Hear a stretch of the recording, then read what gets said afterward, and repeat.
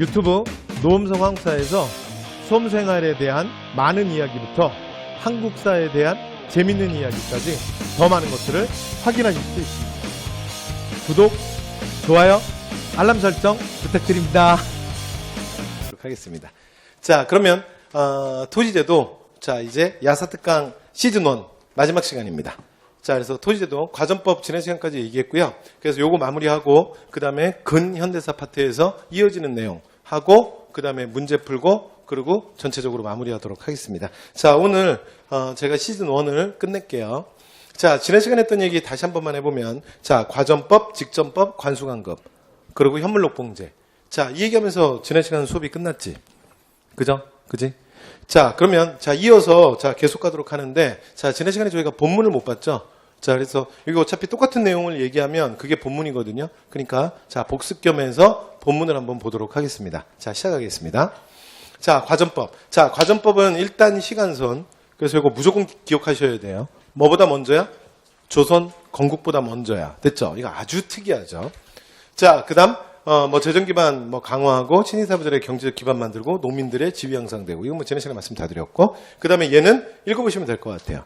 그러니까 지금 토지에 대한, 그러니까 과정법, 토지제도가 굉장히 문란해졌음을 보여주고 있죠. 그래서 여러 가지 토지 변경이 너무나 심해져서 이 간용한 무리들이 산천을 표식을 삼아, 그러니까 검은세족들의 대토지는 엄청나다 그랬죠. 그러니까 산맥과 산맥을 경계로, 그 다음에 하천과 하천을 경계로 해서 나뉘어져요. 됐죠? 그래서 내가 선체로 내 땅의 끝을 볼 수 없다 그랬잖아. 그 정도로 대토지라 그랬지?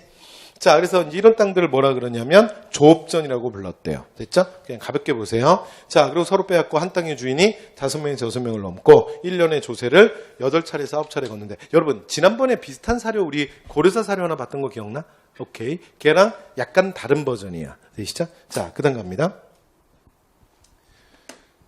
자, 그 다음 이제 계속 갈게요. 자, 그래서 이제 과정법은 경기지방에 한해서 몇 결이라고요? 요거 수치 외우는 거야. 요거 2번 나왔어. 자, 150결에서 10결. 전시간 나온 적 없다 그랬지. 과정법은 나왔어요. 그러니까 기억하셔야 돼. 자, 그 다음에 수조권 주는 거 말 안 할래요. 자, 그 다음에 반납의 원칙은 뭐라고요? 죽거나 관직에서 물러나면. 여기까지 됐지. 자, 그 다음에 세습 가능한 토지가 있는데, 수신전, 휴량전. 여러분 이건 지난 시간 이미 했어. 완전 중요해. 됐죠? 이걸로 뭐 구별하는 거야? 과정법인지 아닌지 구별하는 거야. 여기까지 됐죠. 그 다음에 공신전, 이제 패스. 그 다음에 변화입니다. 자, 토지 세습으로 이제 새로운 관직에 나간 관직들에게, 이제 관료들에게 지급할 토지가 부족해져요. 그래서 세조가 뭘 하는 거야? 나중에 직전법도 하고 그러잖아요. 근데 그거 말고 보세요. 이미 그러니까 경기도의 사전을 한정시키는 거에 문제가 생겼던 거야. 여기까지 됐죠? 다시 해볼게요. 자, 그래서 어떻게 되냐면 태종 때 맨 끝을 보시면 돼요. 자, 그러니까 태종 때 일시적으로 하삼도로, 자, 과전의 3분의 1을 빼요. 하삼도가 어디야? 전라, 충청, 경상. 됐죠? 한 번만 더. 그럼 뭐의 원칙이 깨진 거야? 경기사전의 원칙이 깨졌죠. 되셨죠? 왜? 태종 때 어디로 뺐어? 하삼도로 뺐잖아요. 그죠? 근데 다시 갑니다. 요 끝에다 써볼게요. 여기다 한마디만 추가해 주세요. 자, 그런데 세종 때, 세종이 어떻게 하냐면요. 다시 경기로 환원시켜요. 자, 경기로 환원시킨다. 되셨죠? 요것만. 자, 그러면서 어떻게 하냐면, 실제로, 그러면 경기로 환원시키는 건 여러분 태종이 하삼도로 괜히 내렸겠어? 왜냐면 지급할, 사실은 과전이 부족해서 그런 거잖아. 그러면 그게 집어넣는다고 다 넣어줘? 그러니까 뭔가 정리정돈을 해야겠죠? 그래서 세종이 정리정돈을 하는 거야. 자, 해볼게요. 자, 그러면 정리정돈은 어떻게 하느냐? 첫 번째, 과전의 지급 액수를 줄이는 거야. 이해됐죠? 그래서 과전을 축소시키고, 그 다음에 두 번째가 뭐냐면 정부가 운영하는 공회전, 그러니까 관청경비로 줬던 이 공회전들을 축소하는 거야. 이해됐어요? 이 두 가지 방식이야.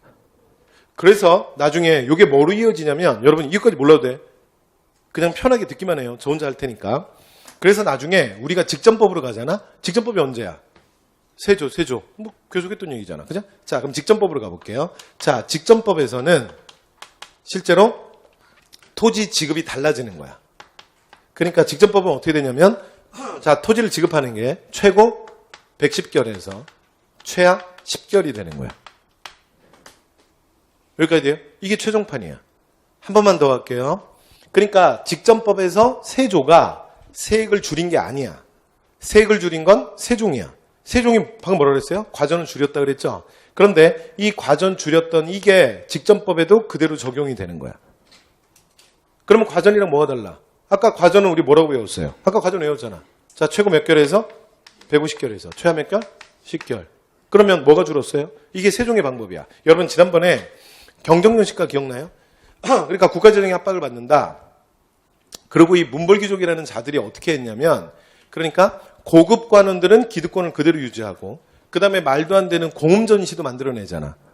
그래놓고서는 어이없게 어떻게 하냐면 하급 관리들의 액수를, 그러니까 월급 액수를 확 줄였던 거 기억나요?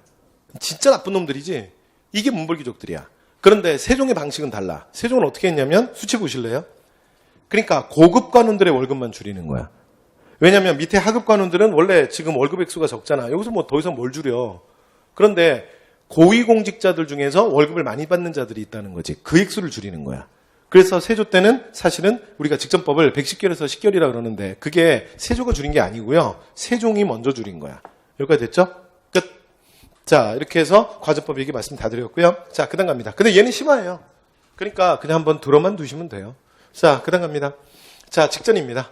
자, 직전은요. 자, 앞에서 말씀드렸던 것처럼 뭐 없앤다고요? 수신전, 휴량전 없애고 그 다음에 뭐도 없애? 전직관리 없애는 거야. 됐죠? 그러니까 현직관리만 기억나시죠? 자, 그리고 나니까 무슨 문제가 생겨요? 그러니까 무슨 문제 생기는 거야? 예, 그 전주에 횡포가 심해지지. 과다수치. 기억나시죠? 자, 들어갈게요. 자, 이 제도를 실시하면, 저희 이제 굉장히 유명한 사료야. 갑니다. 이 제도를 실시하면 조정의 신하는 토지를 받지만. 자, 여기서 말하는 조정의 신하는 누구야? 예, 조정의 신하는 누구야? 예, 현직 관원들이죠.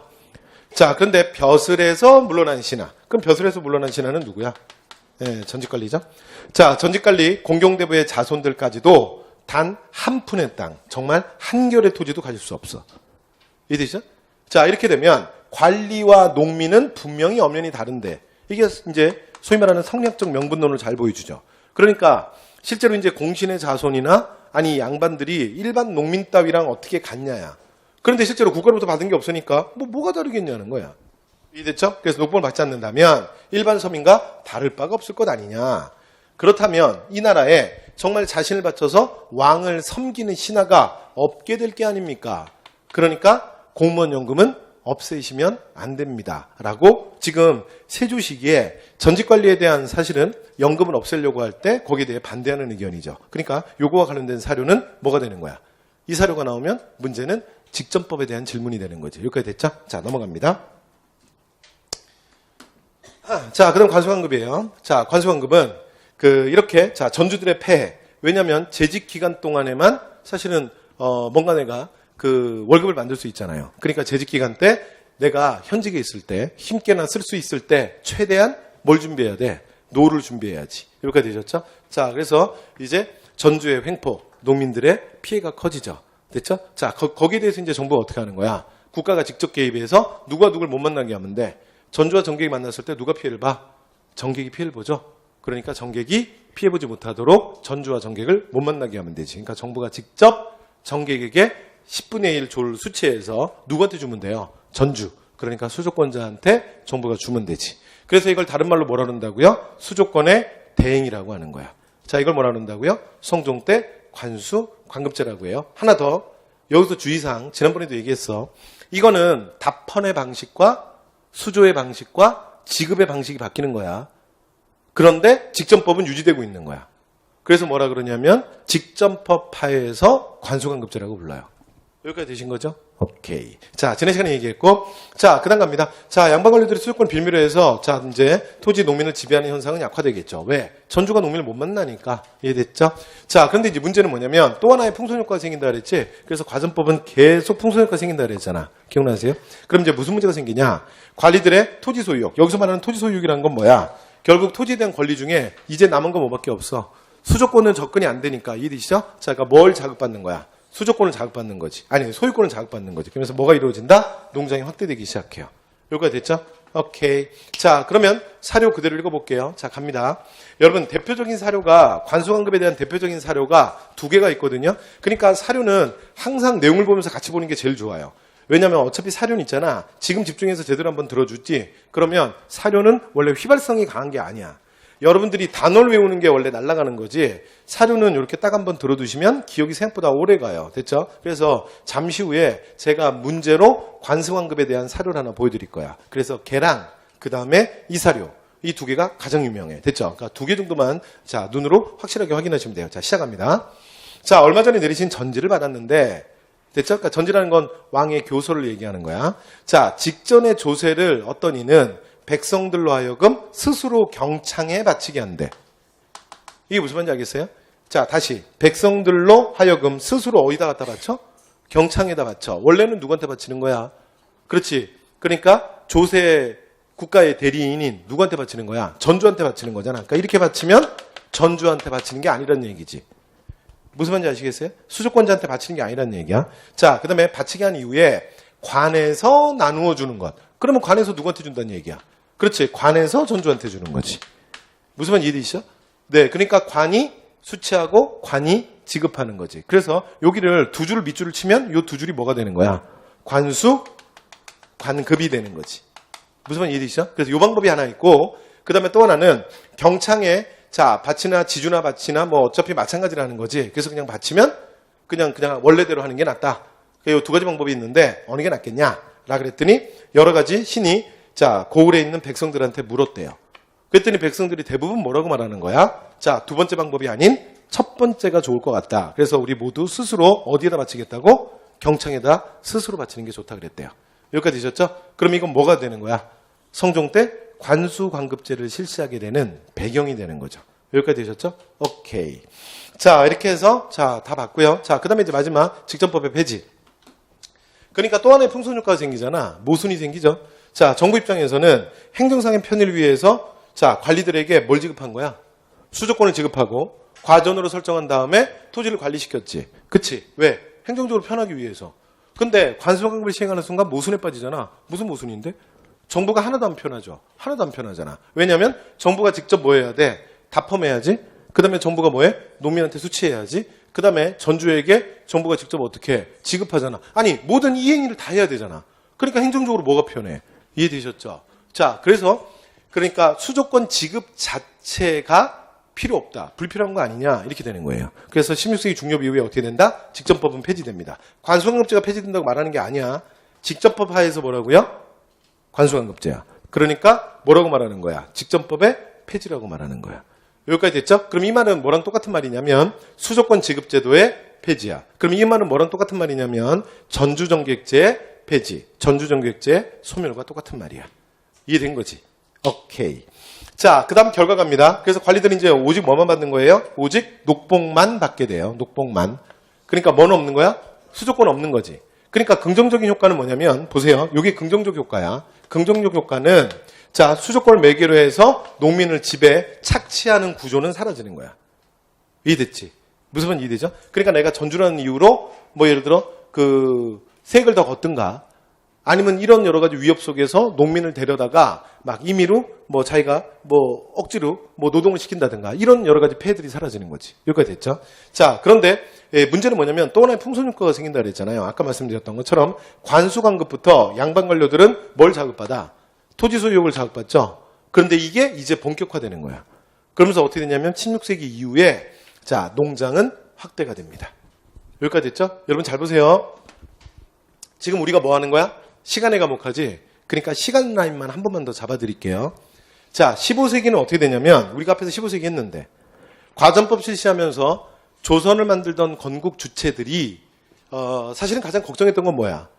그러니까 소유권을 싹 다 뺏어서 사실은 줄에 나오는 것처럼 국유화시키고 싶었지만 사실은 자신들이 소수파니까 그 모든 걸 다 할 수 없다 그랬죠. 그래서 토지에 대한 건 일정 정도 기득권을 인정해 주잖아. 그러니까 불법성이 드러난 토지는 몰수하지만 그러나 불법성이 드러나지 않은 그러니까 합법적 소유권은 그냥 인정하는 거 아니야. 이 말 기억나요? 우리가 가전법 실시했던 얘기야. 지난 시간에. 맞죠? 자, 그런데 그러면서 보조장치를 하나 만들지. 그게 뭐냐면 대토지 확대, 농장을 확대시키기 위해서 이들이 뭘 하는 거야? 전주란다. 그 지주정제가 확산되면 안 되니까 뭘 하냐면 자 15세기에는 병작, 반수를 금지시키잖아. 여러분 이거 기억나요? 이게 뭐냐면 15세기야. 됐죠? 그러면 자 여기다 시간선 하나 제가 더 정리해 드릴게요. 그럼 여기는 어떻게 되냐면 자 16세기 이후에 무슨 일이 생기는 거야? 농장이 확대되는 거야. 16세기 이후에 지주전호제가 확산되는 거야. 그러면 병작반수나 병작반수 금지는 그럼 없어진 건가요? 아니야, 있어. 있는데 여러분 어떤 법령에서 가장 중요한 게 뭐냐면 정부의 의지야. 그러니까 말은 병작반수를 금지하는데 근데 실제로는 어떻게 하는 거야? 그러니까 이걸 규제할 정부의 의지가 없는 거지. 그냥 놔두는 거야. 이해됐죠? 그래서 지주전호제는 16세기 이후에 확산되는 거야. 자, 그럼 시간설 마무리할게요. 그럼 여기에 국정교과서에 딱 뭐라고 돼 있냐면 이 표현들이 그대로 나오거든요. 그리고 마지막에 이렇게 돼요. 그럼 이게 조선사회의 가장 큰 모순이 되는 거야. 그래서 18세기 말이 되잖아요. 그럼 무슨 일이 벌어지냐면 지주전호제가 보편화돼요. 그래서 지주전호제가 뭐라고요? 보편화되는 거야. 이게 조선의 가장 큰 모순이 되는 거야. 계속 얘기해 볼게요. 잘 봐. 그러니까 땅을 가진 자 치고 농사를 짓는 자가 없고 농사를 짓는 사람 치고 자기 땅에서 농사를 짓는 사람이 없어. 아니 이게 얼마나 모순이야. 아니 그럼 땅을 왜 갖고 있는 거야. 이해되셨죠? 그래서 이미 18세기 후반이 되면 이것 때문에 18세기로 진입하잖아요. 그럼 이것 때문에 나라가 망할 거다. 그래서 중농실학자들은 바로 조선을 망가뜨리는 가장 큰 폐해가 뭐다? 바로 지주제다. 그래서 지주제를 없애야 된다. 그래서 이 중농실학자들 경세치용학파, 그러니까 우리가 뭐라 그래요? 18세기 중농실학자들이 무슨 얘기를 하는 거야? 무슨 얘기를 하는 거야? 지주제를 없애야 한다. 그래서 지주제 폐지를 얘기하는 거야. 됐죠? 그래서 여러분 우리가 실학은 무조건 시험에서 한 문제잖아. 근대 태동기 문화에서 출제율 1위가 누구야? 무조건 실학이야. 그래서 중농실학, 중상실학. 그래서 중농실학자 가장 대표 3명. 그럼 우리가 누구 얘기하는 거야? 유영원, 이익, 정약용 이렇게 얘기하죠. 그런데 요 3명의 공통분모가 있어요. 공통분모가 뭐냐면 지금 조선을 망가뜨리는 가장 큰 문제가 뭐야? 지주전호제야. 뭐가 없어져야 돼? 지주전호제가 없어져야 돼. 그러니까 지주제는 없어지고 나면 그럼 그 다음에 토지를 어떻게 운영할 거니? 이에 대한 대안을 말해야 돼. 됐죠? 그래서 전부 공통적으로 토지제도를 얘기하는 거야. 그래서 유형은 뭐라 그러는 거야? 뭘 시행해야 된다? 균전제. 이익은 뭐라고 얘기하는 거야? 한전제. 되셨죠? 자, 그리고 이제 정약용은 뭐라고 얘기하는 거야? 정약용은 그러니까 30가구씩 토지를 공동 소유해야 된다. 그렇죠? 자, 그래서 이제 뭐라고 얘기하는 거예요? 정약용은 여전제를 얘기하는 거지. 여기서 말하는 여는 30가호를 얘기해요. 그래서 여전제. 그리고 나중에 시간이 좀 지나고 나면 약간 좀 부드러워져요. 그래서 국유제를 바탕으로 한 정전제. 이런 것들을 정약용이 얘기하게 되죠. 되셨죠? 그러니까 자 이렇게 얘기들이 이어지는 거야. 그럼 시간선만 한 번만 더 잡을게요. 자 15세기 조선의 건국 초기에는 무슨 문제는 없었던 거야. 그러니까 농장의 확대, 그 다음에 지주전호제 확산은 좀 없었던 거지. 왜냐하면 그 지배층에서 여기에 대한 좀 의지가 있는 거야. 됐죠? 그러나 16세기로 넘어가면서 상황이 좀 달라져요. 그리고 이걸 망가뜨리기 시작하는 게 사실은 세조부터야. 됐죠? 세조 때 공신들이 너무나 많은 토지를 갖게 되거든요. 그래서 문제가 생기기 시작하고 16세기는 아예 규제할 의지가 없는 거야. 그러다 보니까 18세기 말이 되면 지주전호제는 보편화돼요. 이게 조선의 가장 큰 모순이 되는 거야. 여기까지 됐죠? 끝. 자, 다 했습니다. 그 다음에 이제 밑에 사료 있는데, 자, 얘는 읽어보시면 될 것 같습니다. 자, 이렇게 해서, 자, 이제 과정법은 다 끝났네요. 자, 이제 지금부터는 이제 무슨 얘기냐면, 토지랑 이어지는 근현대사 파트 있죠? 근현대사 파트에서 우리가 이제 배우는 내용들인데, 자, 이 내용을 잠깐 확인만 좀 하고 갈게요. 여기는 제가 빠르게 진행할게요. 자, 갑니다. 첫 번째. 그, 대한제국, 양전지계 사업에서는 이렇게 되는 거예요. 자, 양전이 토지조사지. 자, 토지조사를 하는 과정에서 만드는 기구가 있는데 이게 이름이 양제하문이야. 됐죠? 그러니까 98년부터 시작이 되는 거야. 자, 그런 다음에 뭘 발행하냐면 토지대장. 그러니까 땅 주인이 누군지를 밝히는 문서를 발행하거든요. 그런데 그 문서를 뭐라 그러냐면 지계라 그래. 그래서 원래 토지조사를 한 다음에 토지조사가 양전이잖아. 양전을 해서 발행하는 문서는 양안하냐. 그런데 이 양안을 특별히 지계라고 불렀던 시절이 있어요. 그게 언제야? 광무개혁 때야. 그러니까 지계라는 단어는 무조건 기억하는 거야. 지계가 보이면 무조건 광무개혁 양전지계 사업이야. 됐죠? 끝. 됐지? 그런데 여기서 이제 주의하실 게 뭐냐면 좀 이따 제가 기출에서 보여드릴게요. 기출문제에서 뭐까지 나왔냐면 치사하게 이렇게까지 물어봤어. 사실은 이게 우리가 합쳐서 이렇게 부르잖아. 양전지계사업이라 그러거든. 근데 이걸 아주 엄밀하게 말하면 토지를 측량하는 부서가 따로 있고 그 다음에 지계를 발행하는 부서가 따로 있어. 그래서 토지를 측량하는 부서가 양지하문, 지게를 발행하는 부서가 지게하문이야. 근데 실제로 기출문제에서 어떻게 나왔냐면, 요 이제 뒤에 나올 거예요. 자, 좀 이따 문제 풀어드릴게요. 어떻게까지 문제 나왔냐면, 자, 양재하문에서 지게를 발행하였다. 그래서 그 선지가 틀린 거야. 이해됐죠? 왜냐면 부서가 하는 일이 정확하게 말하면 다르다고. 이렇게까지 물어본 거예요. 자, 두 번째. 자, 그 다음에 토지 소유권을 법적으로 인정해주는 뭘 발행한다? 지게를 발행한다. 자, 특징 갑니다. 자, 근대적 토지 소유권 제도를 확립하겠다. 여러분, 이거는 맞는 말이야. 이해됐죠? 노장 찍으시면 되고. 그 다음에 이거 지난번에 제가 얘기했는데, 경작권 하면서 근현대사로 이어지는 얘기 제가 미리 땡겼었는데, 지난 시간에. 기억나세요? 자, 그래서 어떻게 된다고요? 전호. 그러니까 농민들이 관습상 인정받던 전호의 권리도 광무개혁 양전지게 사업에서는 어떻게 한다 그래서 인정한다 그랬죠? 이거 꼭 기억하셔야 돼. 그래서 이게 잠시 후에 말씀드리게 될 일본의 토지조사 사업과의 차이야. 여기까지 됐지? 오케이. 자, 그 다음 또 하나. 제가 본문 좀 이따가 원사료 직접 봐드릴게요. 그 다음에 또 하나 뭐 있냐면 외국인들의 토지 소유를 어떻게든 막으려고 합니다. 되죠? 오케이. 자, 그래서 양전 지게 사업이었습니다. 자, 그러나 끝까지 정적으로 완료되지 못해 러일 전쟁 중에 일본이 압력을 가해서 중간에 중단됩니다. 그래서 실제로는 어떻게 되는 거야? 일부 지역에서만 시행해요. 됐죠? 끝. 그럼 갈게요. 자, 그 다음 이제 일본의 토지 약탈. 일본의 토지 약탈은요, 그냥 쭉 읽어보시면 돼요. 됐죠? 쭉 읽어보면 되는데, 원래 근대 개항기의 토지 약탈은 제가 포인트만 잡아드릴게요. 자, 생각해봐. 그냥 제가 혼자 할게요. 쓰지 마. 그냥 편하게 보세요.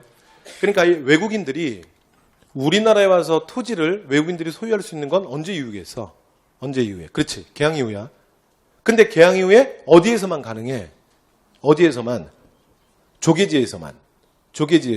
근데 잘 생각해보면 70년대 조계지 개항장은 오직 하나지. 뭐밖에 없어? 부산밖에 없잖아. 맞아요? 그러니까 76년 강화도 지역에서 세 개 항구를 열죠. 부산, 원산, 인천. 근데 이거 한 방에 여는 거 아니야. 그래서 76년에 열었던 건 뭐밖에 없어? 부산밖에 없어. 두 번째 개항장이 원산인데 원산을 언제 열어? 80년. 됐죠? 그러니까 뭐예요? 그러니까 원산은 70년대 없잖아. 그 다음에 세 번째 개항장은 83년 인천이라고. 이해되시죠? 그러니까 70년은 사실은 뭐밖에 없어? 아, 부산밖에 없네. 그러면 개항장이 부산이니까 외국인의 거류 지역인 조계지는 어디밖에 설정이 안 돼? 부산. 끝. 그러니까 물어볼 게 없어. 되시죠? 패스. 그럼 두 번째, 외국인들이 내륙으로 들어와서 토지를 소유할 수 있는 건 언제 이유가 되는 거야? 82년 이모군란. 왜 그렇죠? 왜 그러냐면 82년 이모군란 이후에 외국인들의 내지 통상이 가속화되잖아. 맞아요? 그러니까 1870년대 그 70년대 상황은 거류지 무역이라 그래서 개항장으로 묶이잖아. 간행이정 심리. 근데 그게 뚫리는 게 언제예요? 80년대지. 여기까지 되셨죠? 근데 지금 이 내용은 근현대사를 조금 공부 안 하신 분들은 약간 거슬릴 수 있는데 그냥 그러려니 하세요. 그리고 나중에 어차피 여러분 근현대사 공부할 거잖아. 아닌데? 그러진 않으실 거 아니에요. 어떻게 근현대사를 안 해? 할 거 아니야. 그럼 하면 이제 아시게 될 거야. 그래서 80년에 청나라와는 북양대진 리용장의 압력으로 조청산민 수무역 장정. 그 다음에 일본과는 재물포 조약의 부속 협약으로서 수호조교 속약. 되셨죠? 그 다음에 나머지 주요 열강들, 미국이나 영국 같은 나라는 최국 대우, 균점에 의해. 되셨죠? 자, 그로 인해서 내지로 외국 상인들이 밀려 들어오는 거야. 여기가 됐지. 그러면 이제 그 다음에 어떤 일이 벌어지냐면, 자, 내지에서도 외국인들이 소유하는 땅이라는 게 생길 수 있죠. 그죠? 여기도 패스. 그래서 가볍게 들으면 돼. 끝. 자, 그 다음에 1890년대로 갈게요. 1890년대 청일전쟁을 기점으로 해서 일본이 이제 토지 약탈에 대해서 본격적인 두각을 나타내거든요. 그러면서 어떤 일이 생기냐면 전라도 우리나라 최고 곡창지대인 호남지방을 가면 일본인들 중에서 대지주들이 생겨나기 시작해요.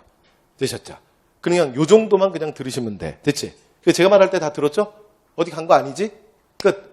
그러면 시험에 나올 수 있는 건 뭐냐면 무조건 러일전쟁이에요. 얘만 기억하는 거야. 이해됐어요? 시험에는 어차피 걸리면 얘밖에 없어. 그래서 러일전쟁 때는 이렇게 돼요. 자, 철도부설과 군용지 확보. 그러니까 철도부지, 군용지라는 명분으로 토지를 뺏어가고, 그 다음에 또 하나 황무지 개간 요구권. 이해되셨죠? 그리고 여기다 내가 추가로 써볼까? 그리고 이 러일전쟁 시기에 뭐도 있냐면 독도강탈도 이때야. 됐죠?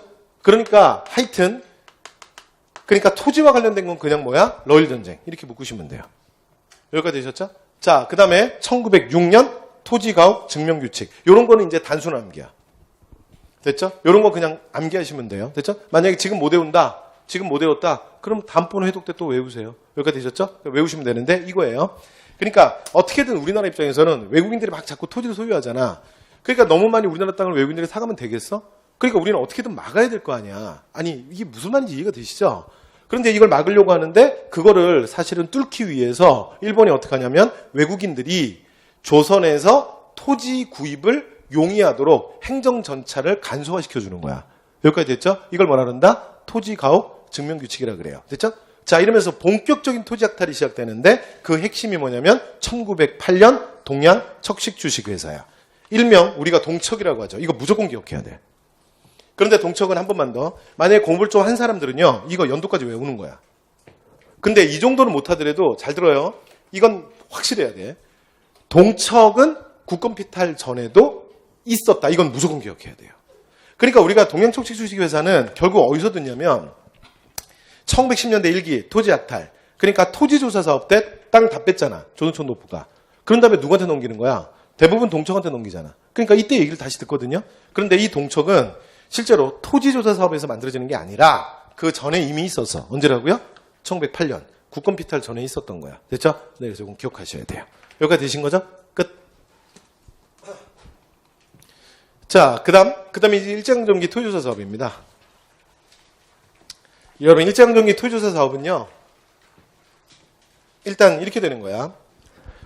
우리가 이제 일제강점기 1기, 2기, 3기 할 때 이렇게 얘기하잖아요. 제가 쓰면 시간 가니까 쓰지 않을게요. 근데 솔직히 쓰면 시간 가는 게 아니라 이 칠판이 쓰기가 너무 어려워요. 그래서 그냥 안 쓸게요. 자, 그런데 물론 칠판 탓을 하는 건 아니에요. 자, 근데 계속해 볼게요. 그래서 혼자 해볼게요. 1기 무단통치, 2기 문화통치, 3기 민족말살통치. 그러니까 요 정도 단어는 한국사 공부 아직 많이 안 하셔도 그냥 요 정도는 알고 계시죠? 근데 모른다? 그러면 한국에 살았던 시간이 짧은 거야. 그 다음에 그 경제수탈로 가볼게요. 1기 그러면 땅, 2기 그러면 쌀, 3기 그러면 몽땅이야. 됐죠? 네, 몽땅은 뭐야? 자, 몽땅이야. 여기가 됐죠? 그래서 몽땅 빡빡빡빡 다 긁어가는 거야. 됐죠? 하여튼 이게 일본 애들이 미쳐 날뛸 텐데. 그런데 1기의 땅, 이게 무조건 출제율 1위야. 됐죠? 그러니까 지금부터 말하게 될 일본의 경제수탈은 시험에 되게 잘 나오거든요. 그런데 그 중에 누가 뭐래도 압도적인 출제율 1위는 무조건 토지조사 사업이에요.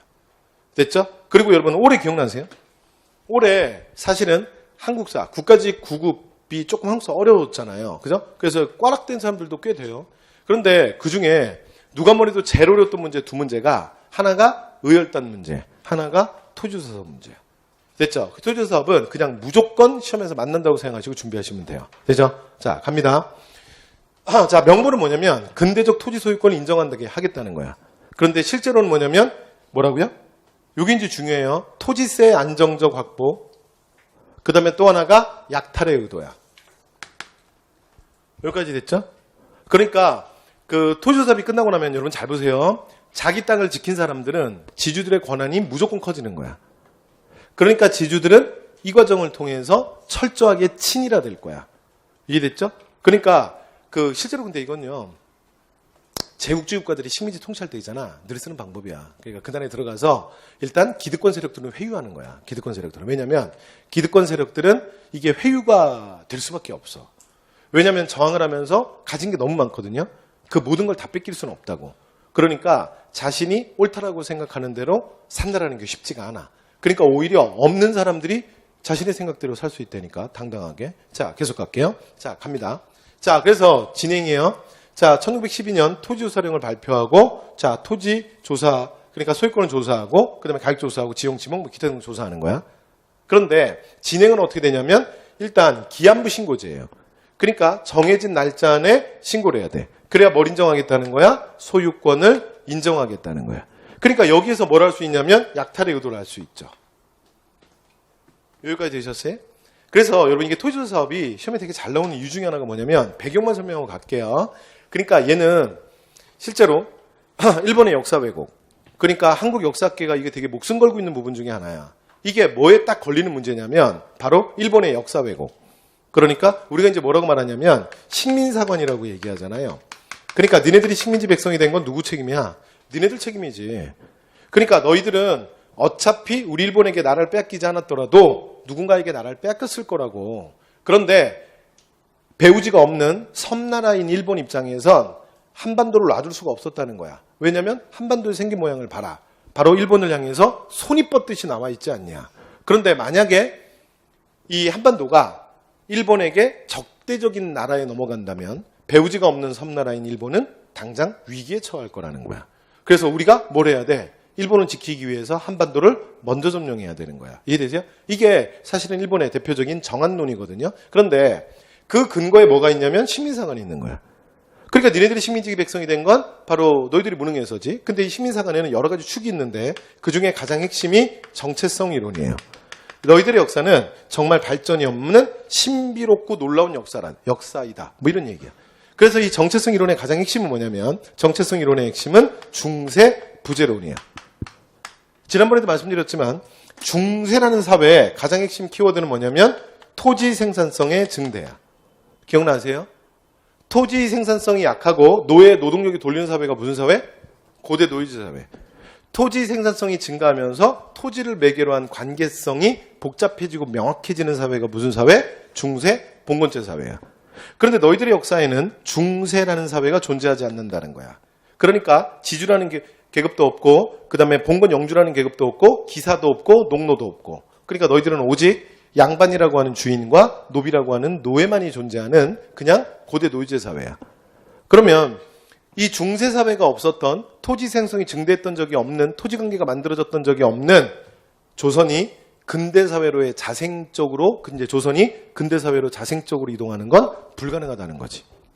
그러니까 결국 지난 35년 동안 한반도를 근대화시켜준 게 누구야? 우리 일본이다. 이게 사실은 식민사관의 핵심이에요. 너네 철도 누가 다 깔아줬어? 우리가 다 깔아줬잖아. 근대교육 우리가 다 시키고 그 다음에 근대학교, 근대병원 우리가 다 만들어줬잖아. 공장 우리가 다 만들어줬잖아. 그럼 지난 35년에 대해서 너희들은 정말 우리 일본 제국에게 고마워야 되는 거 아니야? 표정들이 왜 그래?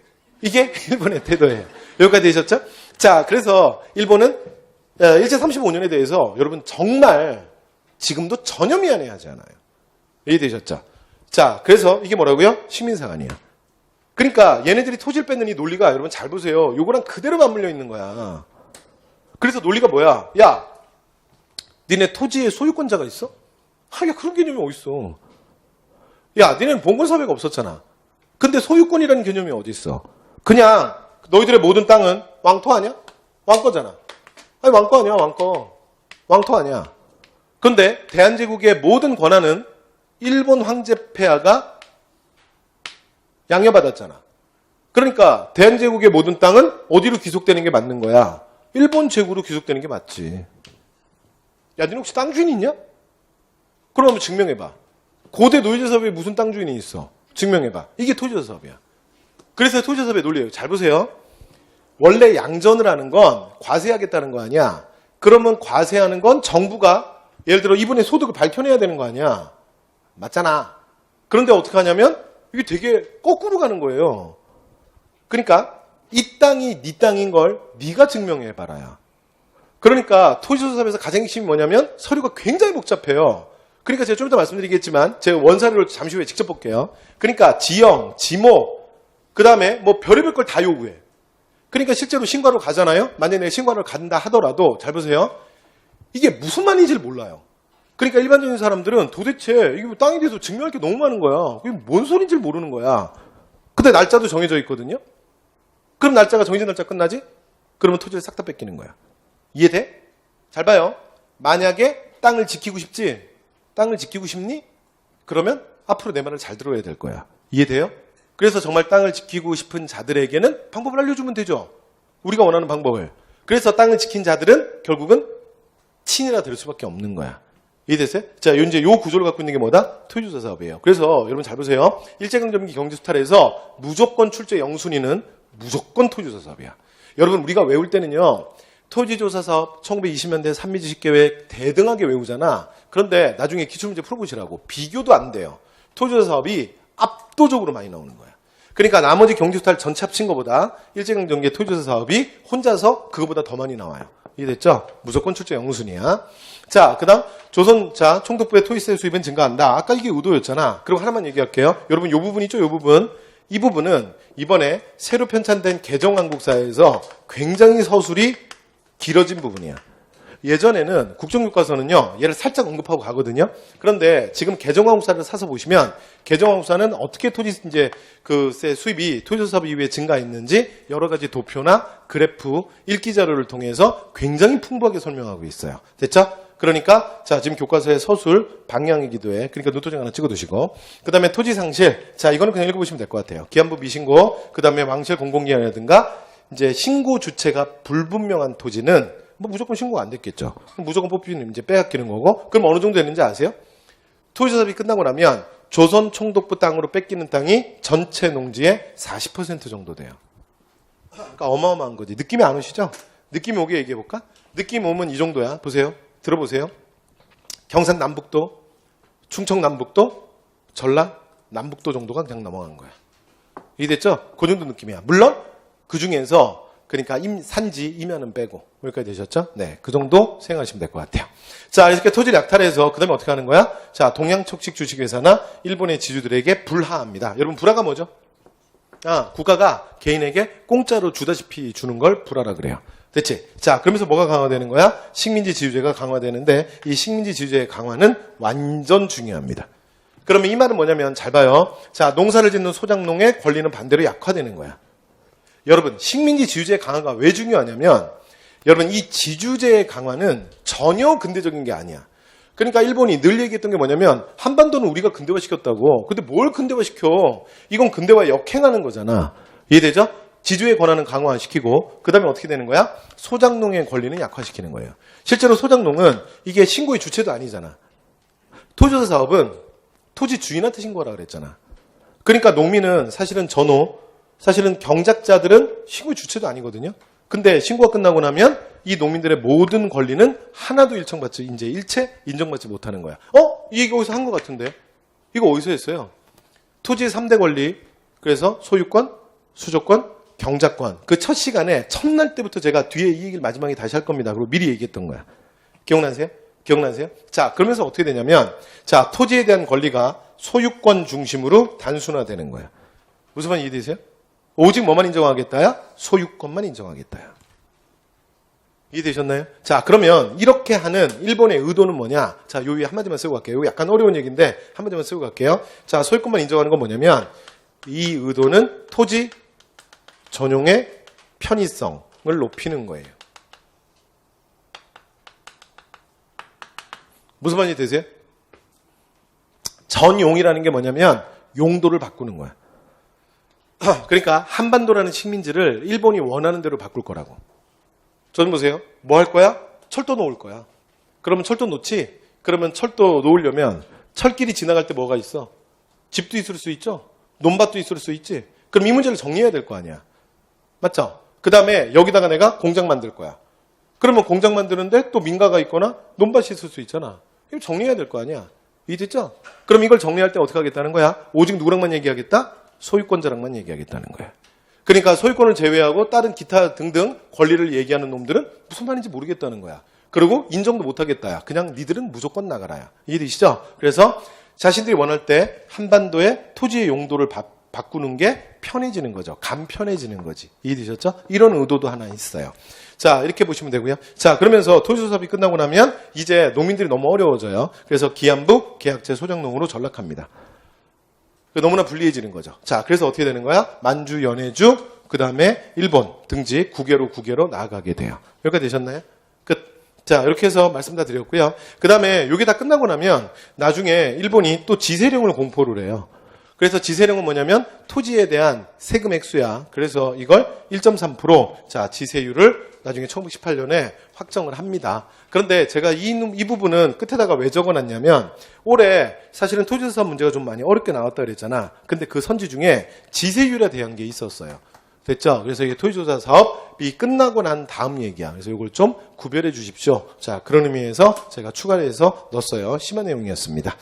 자, 그 다음 이제 토지에 대한 이제 마지막 얘기. 토지조사 사업. 자, 원사료 한번 볼게요. 여러분, 이 원사료 너무 중요한 거야. 됐죠? 여러분, 이거 너무 많이 출제됐어. 자, 제가 한번 읽고만 갈게요. 갑니다. 토지 소유주는 조선 총독이 정하는 기간 내 그래서 뭐라고요? 그 기한제 신고제라 그랬잖아. 그쵸? 네. 그 다음에 주소나 시명, 명칭, 소유지의 소재, 지목, 기번호, 사표, 등급, 지적, 결수를 임시 토지조사국장에게 신고해야 돼. 여기까지 되시죠? 그러니까 보세요. 이 과정이 엄청나게 복잡하다고. 그러니까 대부분의 사람들은 신고하러 가도 이걸 제대로 이게 서류를 작성할 수가 없어. 이해됐죠? 네. 그래서 토지조사 사업이었습니다. 자, 뒤로 넘어가서, 자, 이제 농지개혁 갑니다. 자, 농지개혁. 농지개혁은요, 여러분, 이 부분은 제가 다음번에 이제 시즌2에서, 야사 시즌2에서 저희가 현대사 갈 거거든요. 제가 현대사 가면 이 얘기는 한 번 더 할게요. 됐죠? 그래서 오늘은 시간 관계상 그냥 짧게 끊어가겠습니다. 됐죠? 짧게 끊어가는데, 결론만 얘기해 볼게요. 그러니까 현대경제를 말할 때, 그러니까, 근현대사 파트는 처음부터 끝까지 끝날 때까지 무조건 어떻게 간다 그랬어? 무조건 10년 단위로 가는 거야. 그러니까 현대사는 이렇게 가는 거예요. 1950년대, 1960년대, 1970년대. 그래서 근현대사 어떻게 간다고? 무조건 10년 단위야. 근데 그 얘기를 할 때 1950년대 경제 상황, 어차피 경제 상황 자세히 안 물어보거든. 1950년대 경제 그러면 시험에 뭐밖에 안 나오냐면 이승만의 농지개혁밖에 안 나와. 이해됐죠? 얘가 무조건 출제 1순위야. 그래서 이승만의 농지개혁. 그 다음에 1920년대 그러면 박정희가 추진하는 1차, 2차 경제개발 5개년 계획. 그 다음에 1970년대 그러면 3차, 4차 경제개발 5개년 계획. 그 다음에 1980년대는 이게 5공화국 전두환 정부 때거든요. 이게 한국 경제가 제일 좋았을 때야. 나중에 뒤 가서 할게요. 이게 잘못 알고 계신 분들이 많은데 박정희 때가 한국 경제가 제일 좋았던 게 아니라 누가 뭐래도 대한민국 경제의 르네상스는 1980년대 무조건 전두환 정부 때야. 그러니까 전두환 정부 때가 경제가 제일 좋았어요. 되셨죠? 나중에 뒤 가서 할게요. 그래서 여기 1980년대 3조 호황기. 그래서 한국 경제가 정말 폭발했을 때야. 그래서 혹자들이 뭐라 그러는지 알아?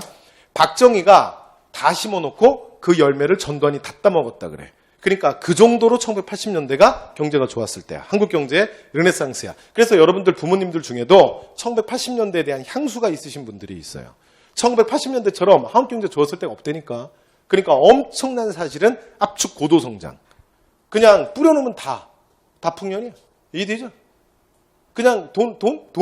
그냥 길거리 나오면 다 돈이야. 1980년대 뭐라는지 알아? 길거리에 그러니까 뛰어다니는 개새끼들 있죠? 강아지들도 입에다 10,000원짜리 물고 다닌다 그랬어. 그러니까 세상이 다 돈이지. 그 주머니 돈이 없어? 그러면 이제 개 찾으면 돼요. 이해됐죠? 그래서 개를 자극하면 막 돈 떨어질 거 아니야. 이해됐죠? 그게 1980년대야.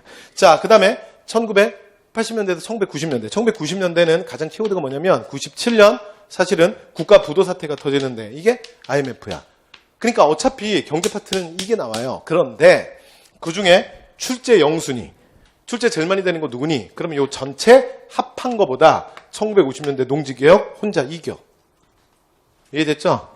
이거 전체 지금까지 나왔던 기출 전체보다 이승만 농지개혁 하나가 더 많이 출제됐어. 그 정도로 현대경제에선 농지개혁이 압도적이야. 이해됐죠? 그러니까 얘는 무조건 자세히 봐야 돼. 그래서 다음번에 한 번 더 한다고.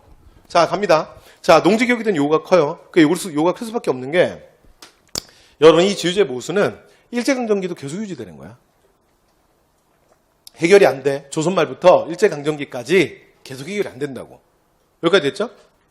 그런데 북한에서 1946년에 북조선 임시인민위원회가 무상몰수, 무상분배라는 방식으로 북한에서는 이 문제가 해결이 돼요. 그런데 이 소식이 남한에도 들릴 거 아니야. 그러니까 남한 정부도 토지개혁에 대한 부담감이 커지는 거야. 그런데 이승만 정부가 어떻게 했냐면 이걸 48년에 실제로 정부가 수립되고 나서도 바로 못한 거야. 그런데 이제 여론이 너무 안 좋으니까 결국은 49년에 농지개혁법을 만들어. 그리고 53년부터 토지개혁을 시행을 하는 거야. 이해됐죠? 그게 바로 이승만의 농지개혁이에요. 되셨죠? 자, 그럼 갈게요. 그러니까 이제 보세요. 그게 이제 이런 사회적 요구가 컸다고. 됐죠? 자, 그 다음. 목적은 경자 유전, 자익농 육성하겠다는 거야. 자, 그 다음에 이제 실제 내용으로 갑니다. 내용. 자, 갈게요. 자, 첫 번째. 산림과 임야를 제외하니야. 자, 그리고, 자, 제외한. 그리고 이제 어떻게 되냐면, 3정보 이상의 농지가 대상이 돼요. 그런데 대신에 또 하나의 조건은 부재지주야. 한 번만 더 할게요. 나중에 문제 풀 때 한 번 더 봐드릴게요. 여러분 보세요. 이게 기출문제 좀 풀어본 사람들이 있잖아. 소위 말해서 내공이 좀 있는 거지. 그러면 반사적으로 어떻게 되는지 알아요? 이런 걸 만나죠? 그러면 항상 주목해요. 문제 좀 풀어본 사람들은. 그러니까 나중에 기출선제 보면 항상 이거 어떻게 나오겠어? 살인과 인멸을 포함한 이렇게 나오는 거야. 됐죠? 요즘 포함한 사람들 있죠? 그럼 나름 내공이 좀 있는 거야. 좀 풀어봤다 이거지. 이해되세요? 그러니까 이런 거 이제 잘 봐야 돼. 됐죠? 그리고 기준은 뭐라고요? 3정보.